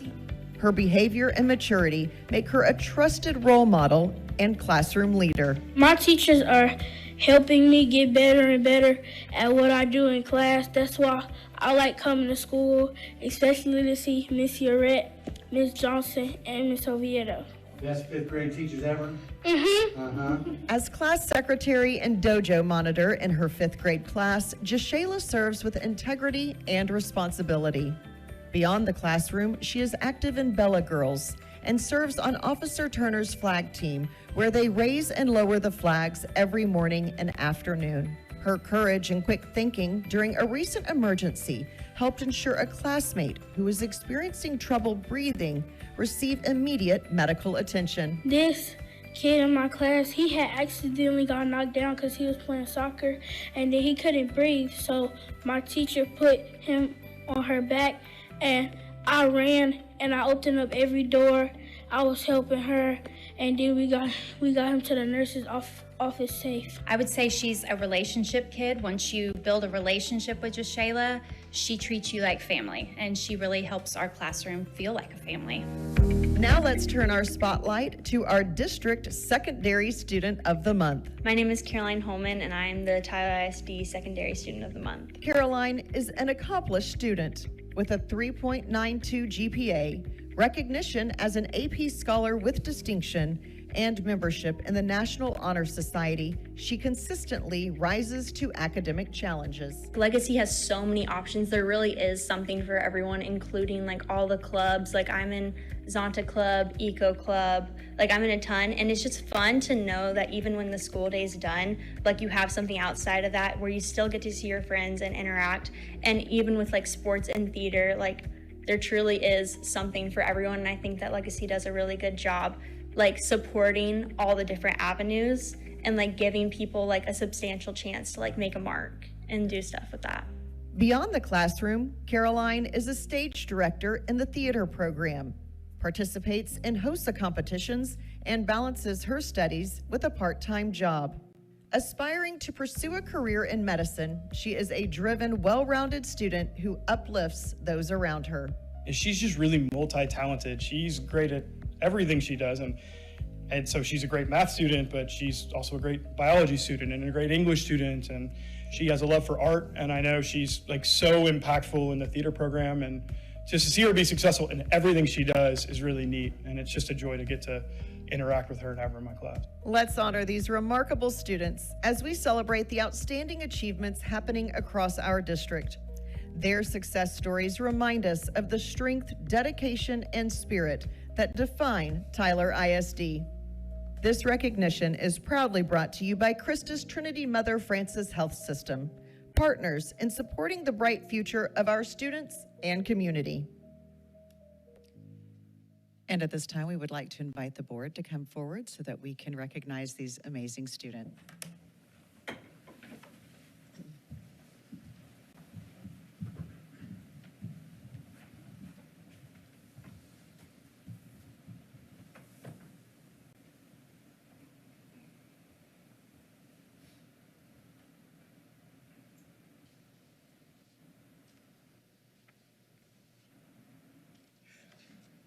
Okay, Jashayla, it's time for you to come on down. Congratulations.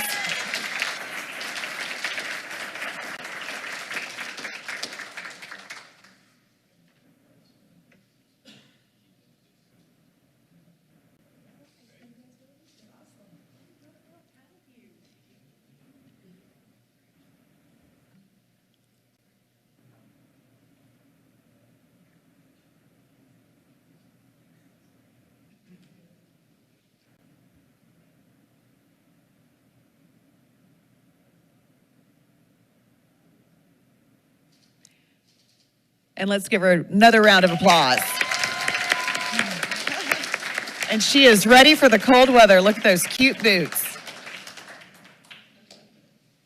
And now it's time to welcome Caroline to the front to receive the Secondary Student of the Month Award.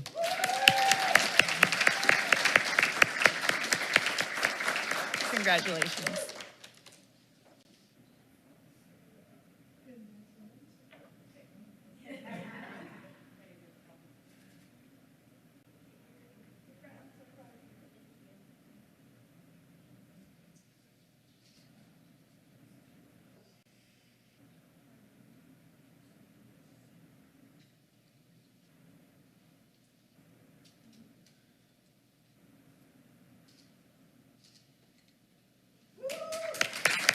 Congratulations, Caroline.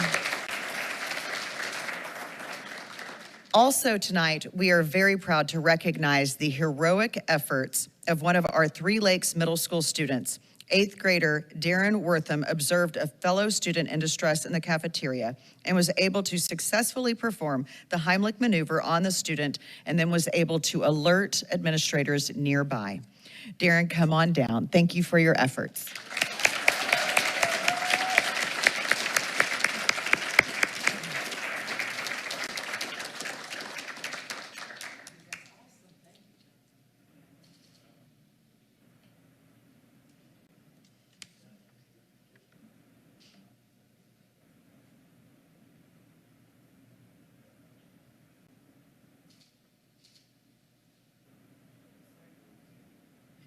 Go back, go back, go back.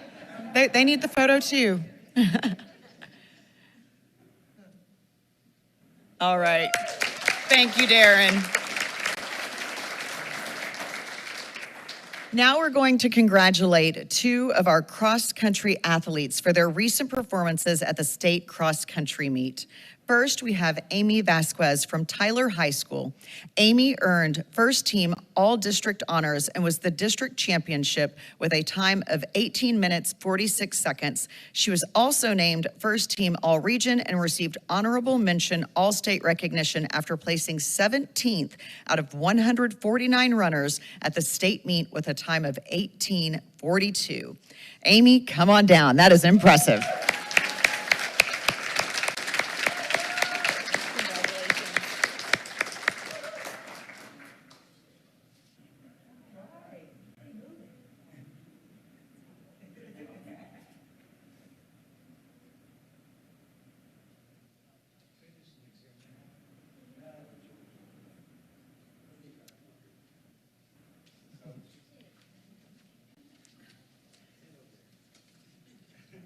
And for those in the audience, this is her cross-country coach.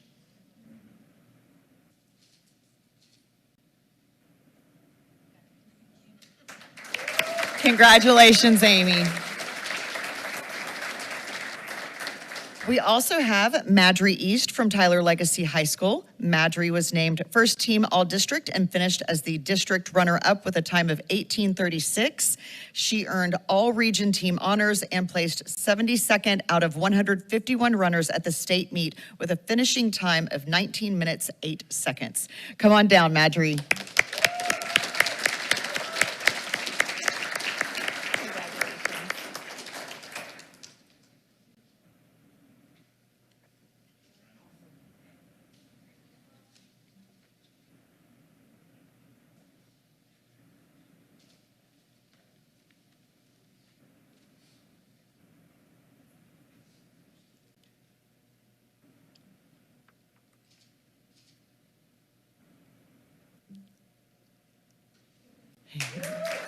Congratulations, Madry.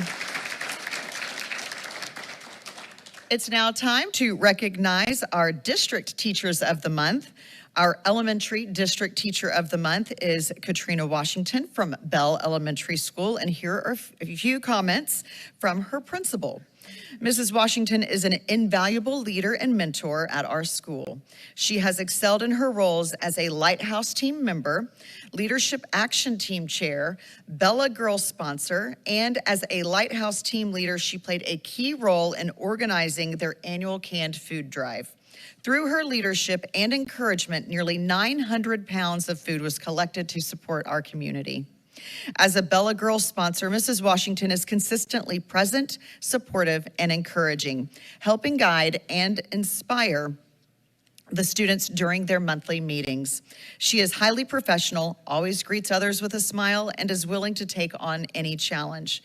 When a need or a problem arises, she is eager to brainstorm solutions and to support her colleagues. Mrs. Washington is an essential part of Bell and plays a vital role in fostering a positive school culture. Let's bring on down Mrs. Washington.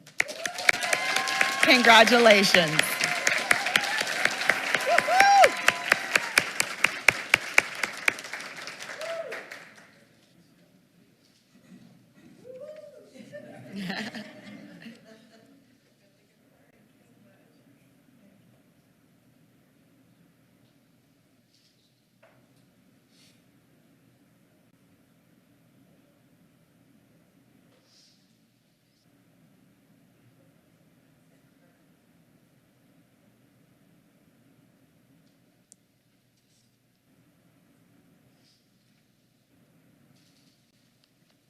Let's give her one more round of applause.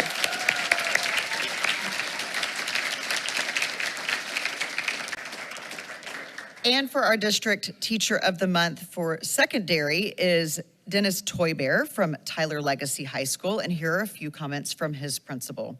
As an AP World History teacher and head cross-country coach, Mr. Toybear exemplifies excellence as an educator, mentor, and role model.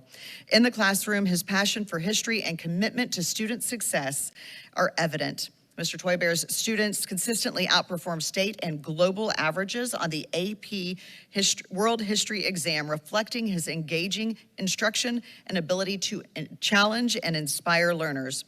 He is deeply invested in his students' growth, helping them to become independent thinkers and college-ready individuals.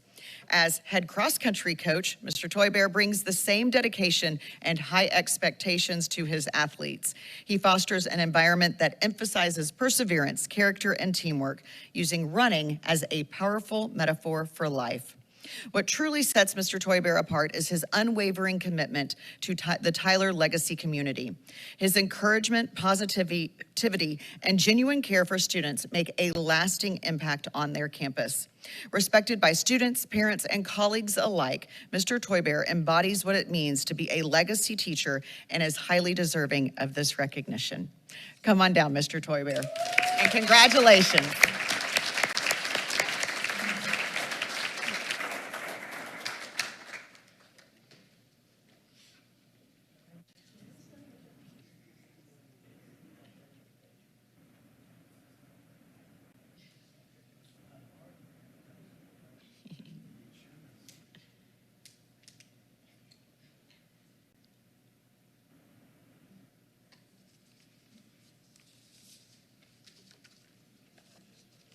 Let's give him one more round of applause. And that concludes our special recognitions for this evening.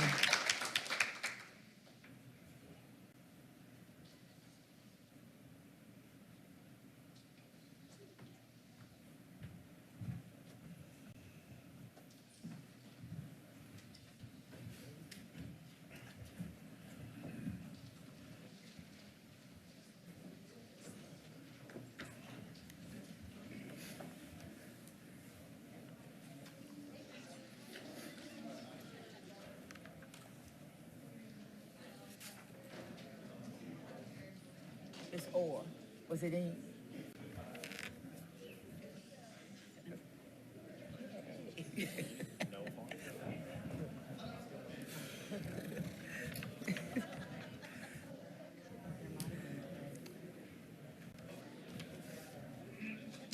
We are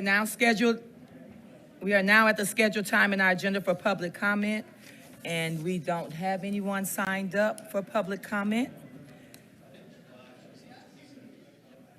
So we're going to move to the annual audit for 2024-25 fiscal year.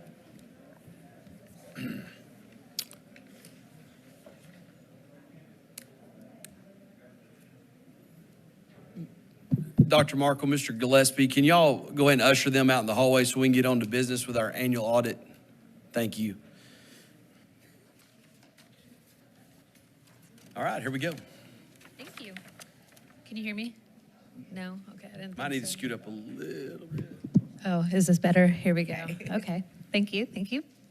My name is Michelle Majeski. I'm a CPA with Patillo Brown and Hill, and I'm here to present the results of our audit. So I understand that you have received a copy of the annual comprehensive financial report. And so tonight I just wanted to go through the several opinion letters that we issued and just touch on some high level numbers. So starting with our opinion letter.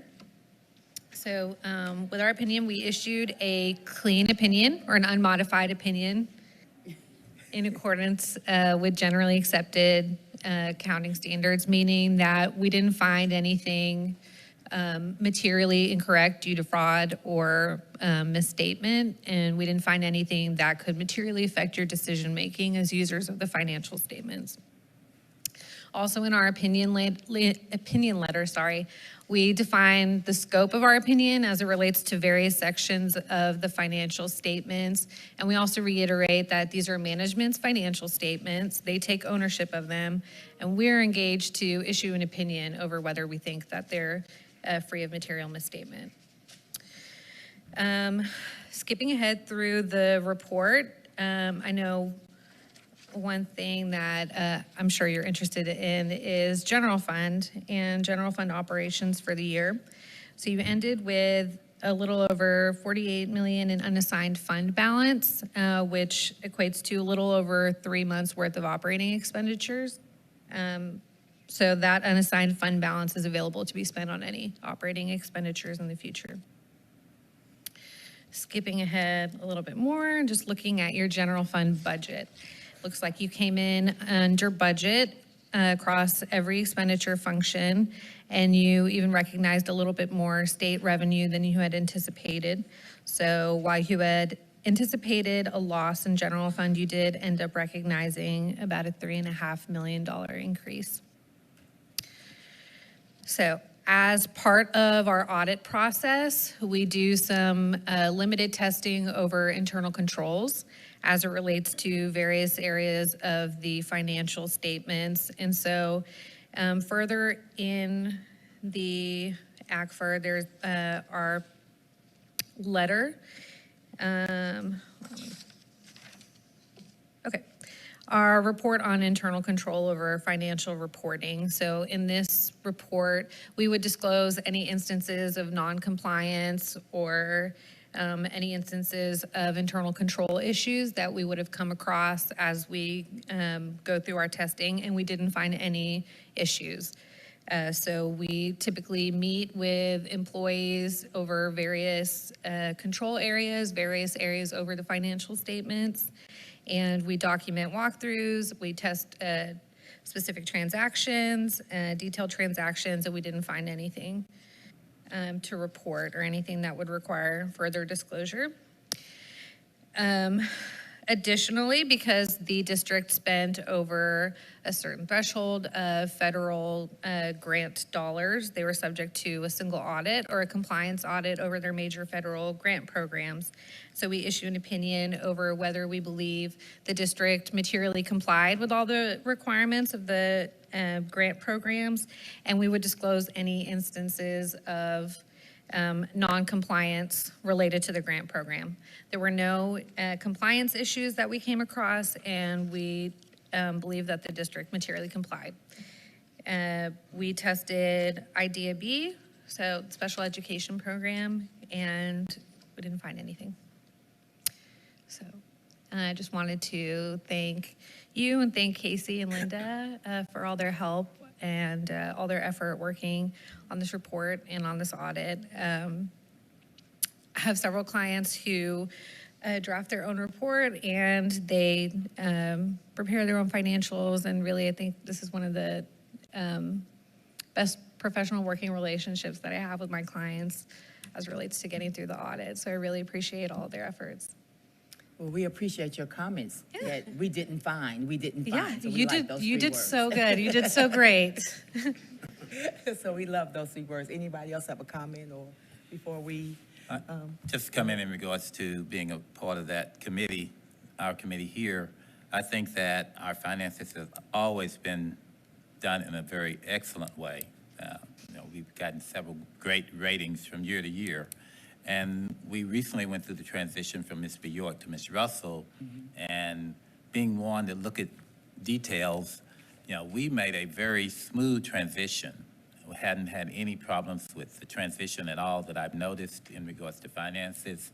So I think that we are very stable, and based on what she's just said, she's indicating that we are stable financially and doing a great job. And I think that that just proves that we have an excellent financial department within the district. And I'm very Ms. appreciative Russell, are you of that. smiling over there? I kind of see the smile over there. Okay. Okay. So could I get a motion to approve this annual audit? I move that we approve the annual audit. I second that motion. All in favor? Aye. Anybody opposed? The motion has been passed and carried. Thank you so very much for our awesome report. We appreciate you. Okay, the consent agenda. I know we're going to pull the gifts and donations. Anything else? Yes. Madam President, on the business consent agenda, I would like to pull items D and E for discussion. I would also like to pull item G to be tabled.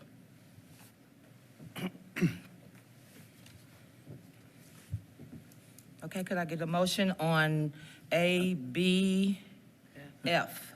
I move Madam we Chair, approve wait. A, B, and F. Wait. Madam Chair, I have one question associated with F. So With F? just clarification, basically. Okay. Okay. So B and, I move we A and approve B. items A and B. Second. all in favor? Aye. Anybody opposed? Okay, so we have approved A and B. Let's pull gifts and donations. C. Page 16 of your packet is our annual philanthropic contribution from the Tyler ISD Education Foundation. We are certainly appreciative and blessed that we have the partnerships that we have there, very supportive peoples of our school system as it trickles down into our classrooms and our students there. We've got representatives here tonight, Ms. Youngblood, one of them, and I think we're probably going to picture tonight of a big check. So good, you got a good big picture of a big check with the board at the amount of $52,351 for grants for great ideas that were delivered this past week. And y'all, thank y'all so much for what you've done. Ms. Farr, you've done a great job as executive director there. Without rehashing history, we have had some shaky times over a decade ago, and the board did a great job at that time of keeping the airplane flying, so to speak, and then you've come on board and enhanced it in so many levels. So thank y'all for this. I'd take a recommendation for that for you to ask for a recommendation. I can't do that. And y'all can vote on this, but we're gonna need a big picture, a big check picture with y'all. Any Chair, comments first? I had just a logistics question in regards to the funding. I know recently we received pictures in which they already presented the checks. I'm not one to ever refuse money, being as frugal as I am. But I was just logistic-wise, we're approving it after the fact or before the fact, or what are we doing in regards to us approving the funding that I thought had already given us? And is that because we have to do that as part of our minutes, or what? Yeah, it's anything above $5,000, you do have to accept it. So this is almost a ratification of the acceptance of that. We've had stock donated here before in years past, and if we'd have waited on that, or if we did wait on that, I mean, it is a little backwards on this. Right, okay. But it is nothing illegal or nefarious. I'm going to defer to our attorneys over there. 100% right so far. Okay. Okay. And then timing of it with the foundation as far as delivering that to our classrooms, it kind of works for them at the timing of that as well. Not to mention the fact that sometimes we can do this at a regular board meeting because the state of Texas said we can't meet before the work day's over with anymore. We could also we could have done this at a workshop in previous years. Yeah. So here we are. Okay. Well, We'll try to, Did y'all hear the trustee? Those of y'all that are responsible for this, get it to us before we have the grants for great ideas delivered. It would be In nice. our office. Think you could have, that's. Yeah, it would be nice, but hey, we're not going to refuse any That's money fine. at any time. Yep. If it's 2 or 3 months later, we'll still approve it. Okay. So, Yeah. Say it again. It's to surprise the It's teachers. surprise the so- teachers. surprise the So teachers. that's one of the reasons they do it, which that's great. I don't have any problem with that. Just so that, I was just trying to make sure that we were within the guidelines of doing it and why we did it. Okay? Okay. Okay. I move we approve the amazing over $52,000 from the Tyler ISD Foundation. Second. All in favor? Aye. Anybody opposed? Motion carries. Thank you so much for the money. Are we taking a picture now? Are we taking a picture now? Yeah. Yes, please. Oh.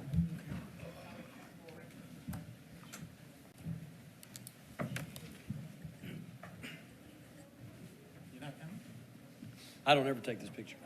Nope. Be in the background making I do. I sit back here smiling, usually next to Gina.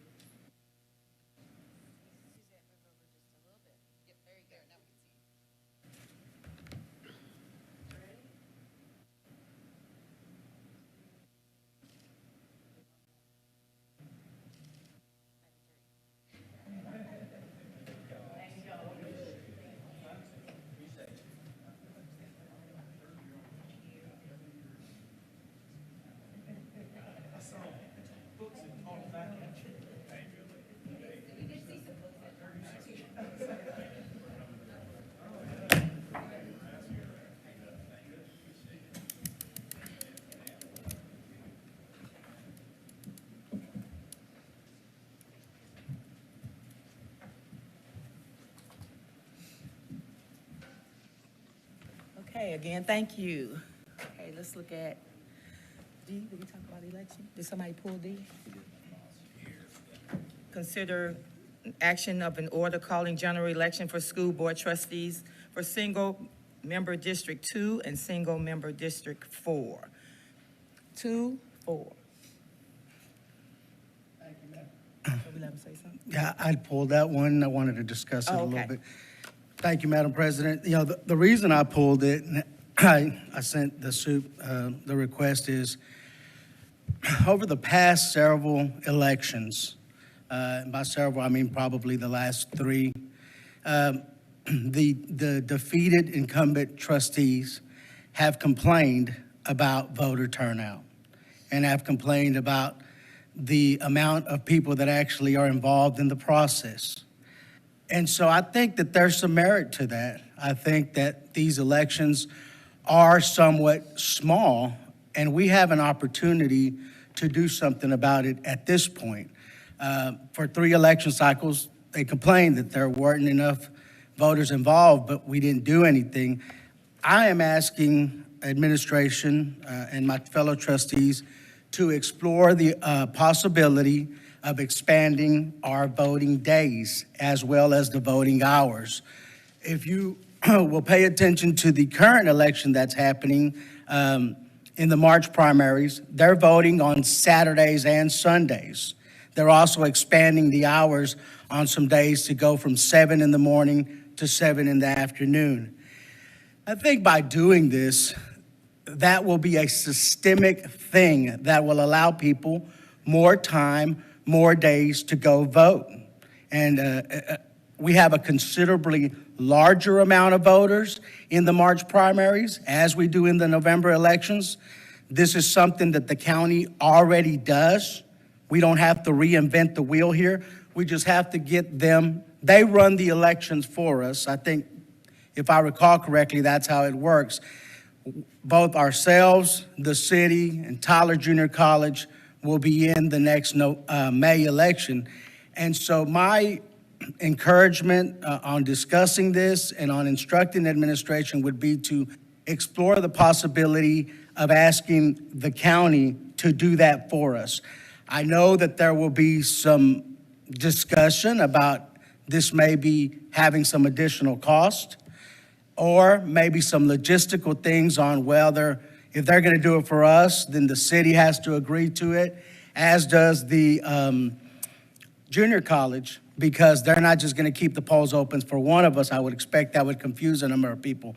But I wanted to get your guys' thoughts on that. I know we've had trustees, former trustees, complain about the lack of turnout, whether it's 100 votes or 700 votes in an election. I think every opportunity we can get voters to actually go turn out and vote is important, and that's why I pulled this agenda item and wanted to get your thoughts and recommendations on it. Thank you, Madam President. Any comments or thoughts? So early voting is 2 weeks? I don't even know. Yeah, roughly 2 weeks. 2 weeks more For or the less? March elections. I'm talking about the May elections Yeah. for ours. Yeah, and so for our election, is there early voting? Early voting is April 20th through April 24th. And then the And then on election day is on the Saturday, 2nd. April 25th, and then Monday, April 27th through April 28th. And then the following, or the next Saturday is the actual voting day.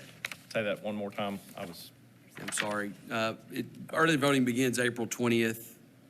Then that week is April 24th. There's a week there. There's a Saturday for early voting. Those hours That's are open. 8 to 5 and 9 to 3. Okay. And then they come back around. They take Sunday off. They come back around. It's Monday through Tuesday, the 26th, or 27th and 28th, excuse me, 8 to 5 p.m. Then they're off Wednesday, Thursday, Friday. Saturday is election day, 8 to 6. So, Is that right? 6? so roughly it's 8 days, right? I think that we have for the early voting part of it. And then there's like 4 or 5 days before the actual election date, right? There's 3 days before 3 the days, actual yeah. election day. Okay. They take a Sunday off, one Sunday off during that time. So we don't have any Sundays or Saturdays on Yeah, these? one Saturday. One Saturday. And then election is on a Well, Saturday. yeah, I understand the concern about individuals that work 8 to 5 in particular. I could see the extending it maybe to give them an opportunity to be there, getting an hour at least in the evenings and increase to allow those individuals that may want to vote early that may not make Saturday and the day of election. I think the way to vote is early in case you don't miss the actual voting day. But a lot of people haven't caught on to that concept. But I think the opportunity here for individuals that work 8 to 5 is limited. So they only have the Saturday and election day, and then one of it's 9 to 3. That's on the Saturday? Mm-hmm. Yeah, so, they got that, 3 days maybe, if you want to look at it. Yeah, let me discount the cost thing. Okay. The costs are, is it per vote, per voter participation for each jurisdiction. That's how you're charged. It used to not be that way. Gina and I got that changed with Judge Moran. Okay. We were the largest jurisdiction. If we participated, we got billed significantly higher than a troop ISD did. So we were carrying the election in a lot of ways in municipal elections. So if the city got to cancel their election and we still had an election, we had the bulk of that cost, them being the next largest. So it's not a cost issue. There is a logistical issue as far as this election goes because we do have partner jurisdictions that have already called their election. Yeah, that was going to be my question. Yeah. We also have to request it from the county elections office, and I guess they have to agree to it. Gina, is that correct? Well, I will say this, one thing about it is, it's not just us and the city and TJC. Oh, you got one over there. I didn't know It is, there is a potential of 14 jurisdictions that we do joint elections with. All of, counting Bullard and Troop and White House and all of those. And some of those have already called their elections. One of the requirements is it has to be in your election order when you call it. So basically, at this point for them, it would be an administrative error for them on their election orders because for May, we're almost late to the game to look at this and look at trying to change it. Madam So let President. me ask this. If we've got 14 other entities, and then got TJC and us and the city. To me, it's almost impossible to do this. I think with the way this, if I understand the mechanics right, is the county says, this is what we do all you guys agree to it, and that's the way it's always been done. It'd almost be logistically impossible to go to every single one of those entities and say, hey, we want to expand voting hours. I think that the county's basically stuck this out there and said this is the way we've always done it, if I'm reading this correctly. Well, it is the way we have historically done it. I will say this, I know we're, sitting here talking about changing it. We are looking at a Senate bill that just passed. There is a Senate bill that it's going to close the gap between the end of early voting and the election day. Where you vote that Monday and Tuesday, and then there's a gap between Wednesday, Thursday, and Friday. And then you have election day on that Saturday. That gap is going to go away. And so they're going to be changing and standardizing a lot of the hours and things. Now, the Secretary of State's office has to publish a report. There's several committees meeting on how this is actually going to work with all of the systems. And so we're looking at potentially in 27, all of this is going to be standardized. So I know that doesn't change here, but because of where we are in the cycle, it's getting ready to be standardized. If other jurisdictions have already called their elections and they'd have to go ahead and change it, I do think if you brought up this question and y'all want us to pursue this for future elections, we can. Right. We can. Yeah, that would be my comment. I can't do anything about it. Right. At this time, it doesn't look like, unless it'd be a change on that, and then Yeah, there that's might too be much some of a- convincing here that has to take place as well. So I appreciate what you'd like to see happen, Right. Oh, yeah. and I think we can pursue that, but I just don't think we can get it done for this. Right. Oh, this year's time. impossible. Yeah. Dr. Well, Crawford, and- don't you and also part of- think, oh, go ahead. Sorry. Part of it too is, remember when there's a primary year, Smith County does not have to conduct our elections. They can say no. Now, that's not beneficial to any of our voters, and they understand that, and they don't do that. But there is that option. And I know some counties have done that, but To do what? Move it to where the primaries are, March? no. In other words, they could say, hey, you have to conduct your own election this year. They wouldn't help. They wouldn't help. But I feel like, and correct me if I'm wrong, Dr. Crawford, the past couple of elections, there has been nothing else on the ballot but us. That's And- correct. Last And year, no one wants to, last I year mean, you're there was talking not about very a much on the very ballot. small pool of people that you're trying to get to the polls. Well, we had, the last go-around, we had a pretty robust election in my district. It overlapped with Shonda Marsh district, which was a contested election on the city. If we look forward to the election cycle in May, we're going to have 2 school board seats open. We're going to have a huge mayoral election with 4 declared candidates. We're going to have a TJC bond election that's going to be over the whole taxing entity. So while some of these elections are small and go under the radar, and I agree with you, that's not always the case. We're going to have bigger and bigger elections, hopefully.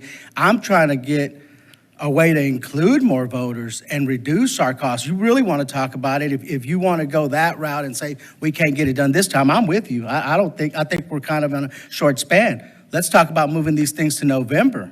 I mean, if we want bigger turnouts, less cost, more voter participation, we saw it during COVID when they threw in all the municipal elections into the presidential election. You went from having a race that traditionally has 700 voters to 7,000 voters. So my thing is I want to correct, for us to help correct what trustees from this very dais have complained about.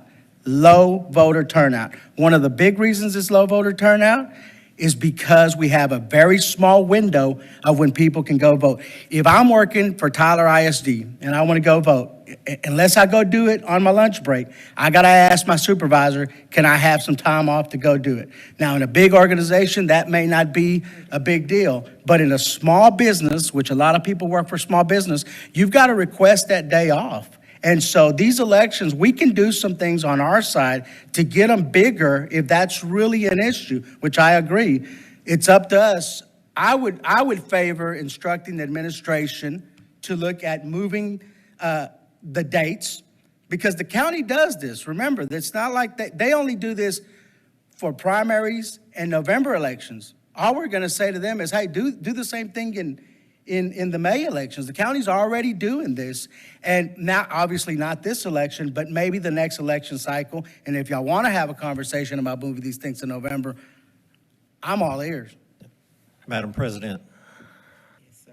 Yeah, I'm not opposed to extending the hours or maybe even extending the days. I don't know about moving the whole election to November. I don't know how that would affect our usual processes, but if that's what the board wants to do. But I think it'd be great if, especially during the weekdays, if the offices were open a little later. Realize we can't do anything now, but if we want to talk about doing something later or for the next cycle, I would be in favor of that.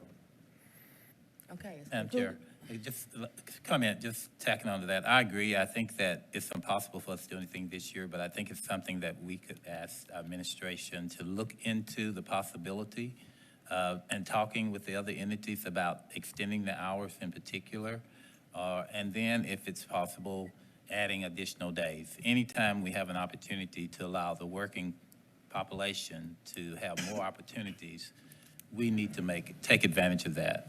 Because I know I was in a position where I couldn't get off work to do it unless I took a vacation day.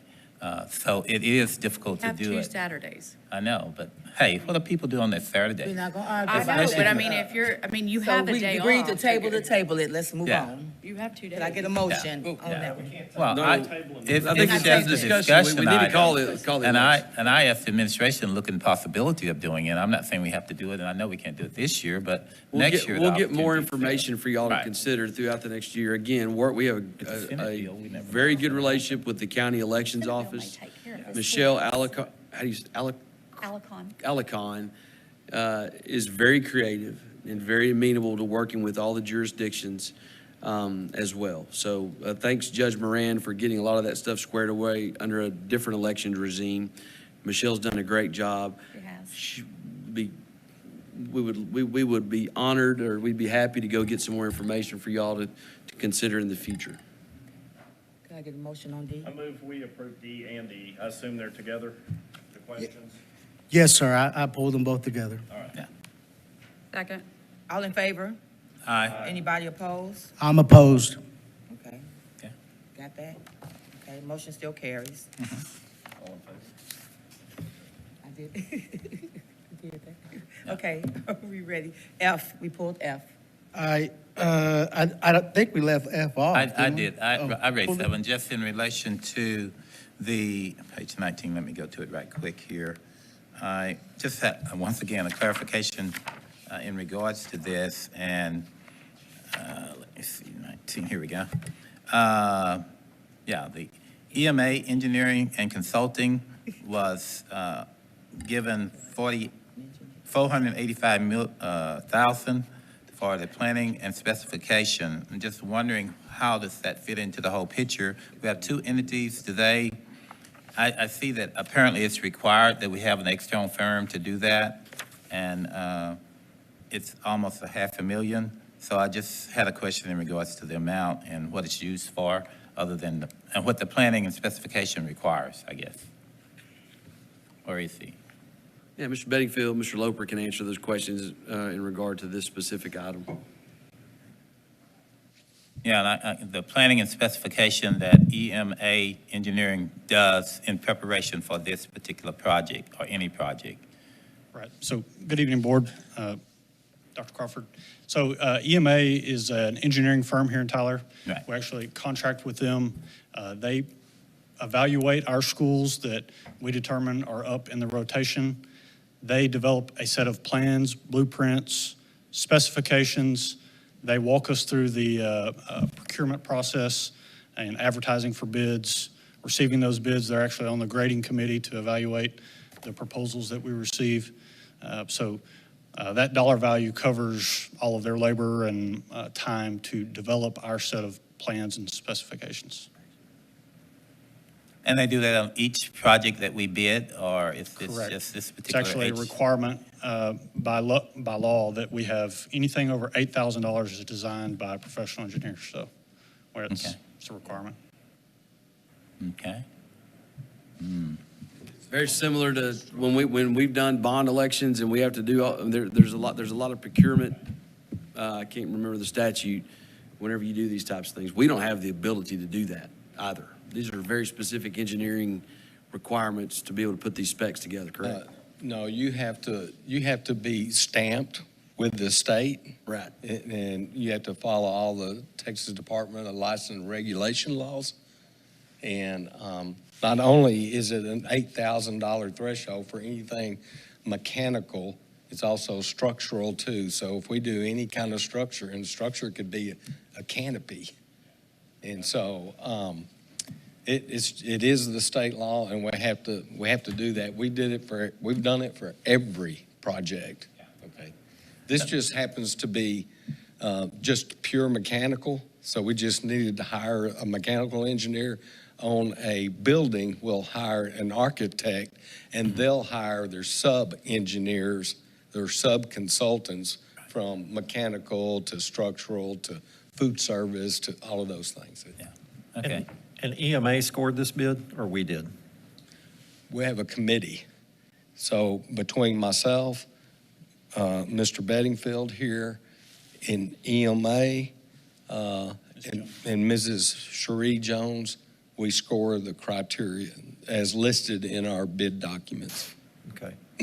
And I might add that in that criteria, excuse me, the points for the low bid or for the best bid is 50 points. So automatically what we do, we take the percentage of how low is the second bidder, and that's the percentage of the points. So we can fill that out immediately. And then, of course, through all the other What were some other items on your rubric besides price? I mean, obviously that would. So they're warranty and reputation, okay? A lot of it's, Experience. yeah, project experience. And Other items related to the RFP process. we look heavily at that, and we follow up with their references because we ask them in their bid documents to list similar like projects, and we call them. And so, you know, unfortunately, there's always a loser, but But your low bidder here, there was something off with them, obviously. yes, sir. They still do work for us, but let's just say they didn't have some glowing references. And also, one of the main things, they had some bid documents that weren't complete in that. So that, I mean, that actually gives us the right just throw the bid out, but we didn't. We chose not to because they are a good contractor and they work for us. And they also this is $7.2 million, I think was theirs. I don't have my, there it is up there, 7.2 million as opposed to the 8. No, I don't have my glasses, but y'all see it. So, it's one of the perks, Brady, of getting old, right? And so, you know, that's 3 schools. That's pulling over 50 air conditioners off every school at the same time simultaneously. That's huge crews. That's crane setup. There's a lot of logistics on that and some mitigation for any issues that you may have. And so they haven't done a project that large before, so it's kind of scary to us to risk that. By the way, you got to get done in 2 months. Yes, sir. But if we wanted to see the bid tabs, you can send those to us, right? Yes. Okay. Mm-hmm. Actually, one further point on that, the low bidder that was not selected, we actually brought them into the office and we sat down with them across the table and explained to them our process, how we graded them, and why we discounted them, and they left our office in agreement of why we didn't select them, so there's no Our goal for that hard is to show feelings. them up for next time. Right. Yeah, and we're also cognizant of the pricing on this stuff. Oh, yeah. And y'all having to make recommendations and decisions on this. But at the same time, the quality of the work and again, you talked about the warranty and the backing of the work that's done. Those have to go into consideration. I don't think you can ever, a government entity that just prides itself on always taking the low bid. I mean, y'all are doing the right thing by asking questions. I think we know what can happen sometimes on that. Okay. And I'm going to go back to the project needing to be done in 2 months. We will turn the air conditioning off of these facilities and strategically have to coordinate and orchestrate all of this placement and energizing it back on to make sure the building envelopes act correct to receive students and staff on time as well. So, Not to mention, one of those campuses has summer school, a summer school program. yeah, so there's the logistical things about doing work during with schools, especially when we have our buildings open all the time, that doesn't always mean that the lowest bid is always going to be the best bid. But I appreciate y'all asking these questions because that's what needs to happen. It's your job. Yeah, I appreciate that. I appreciate the explanation. I guess what caught my attention, which I sometime may have overlooked it, the professional fee being separated from the total cost. And that I think we should know the professional fee and have an idea how much we're paying, for the professional fee versus the actual project itself. So I appreciate that. But that's why I asked the question, because I hadn't noticed it before. Got it. Okay. We'll continue to do that. Anybody else? Can I get a motion? I move that we approve. Second. All in favor? Anybody opposed? Motion carries. We're going to table G until we get further information and discuss it. That would need to be a motion I'm going to say, let me get there, please. Could I get a motion for that? I move that we table G Till when? indefinitely until administration brings it back to us. Are you going to second? Second. Madam President, I don't think you can table a motion just indefinitely. Either table it till after executive session, or you can postpone it until the next meeting, and we could keep postponing it, but I don't think you can just, legal may chime in on. Can we get a legal on that? If you can table something indefinitely, or does it have to be redone every? We, There actually is no motion to table, there's just no action taken on it, it will be placed on a future agenda. yeah, because this was not put on the agenda by a trustee, so if a trustee puts it on, we can ask that trustee to table it or remove it, but this was put on by admin.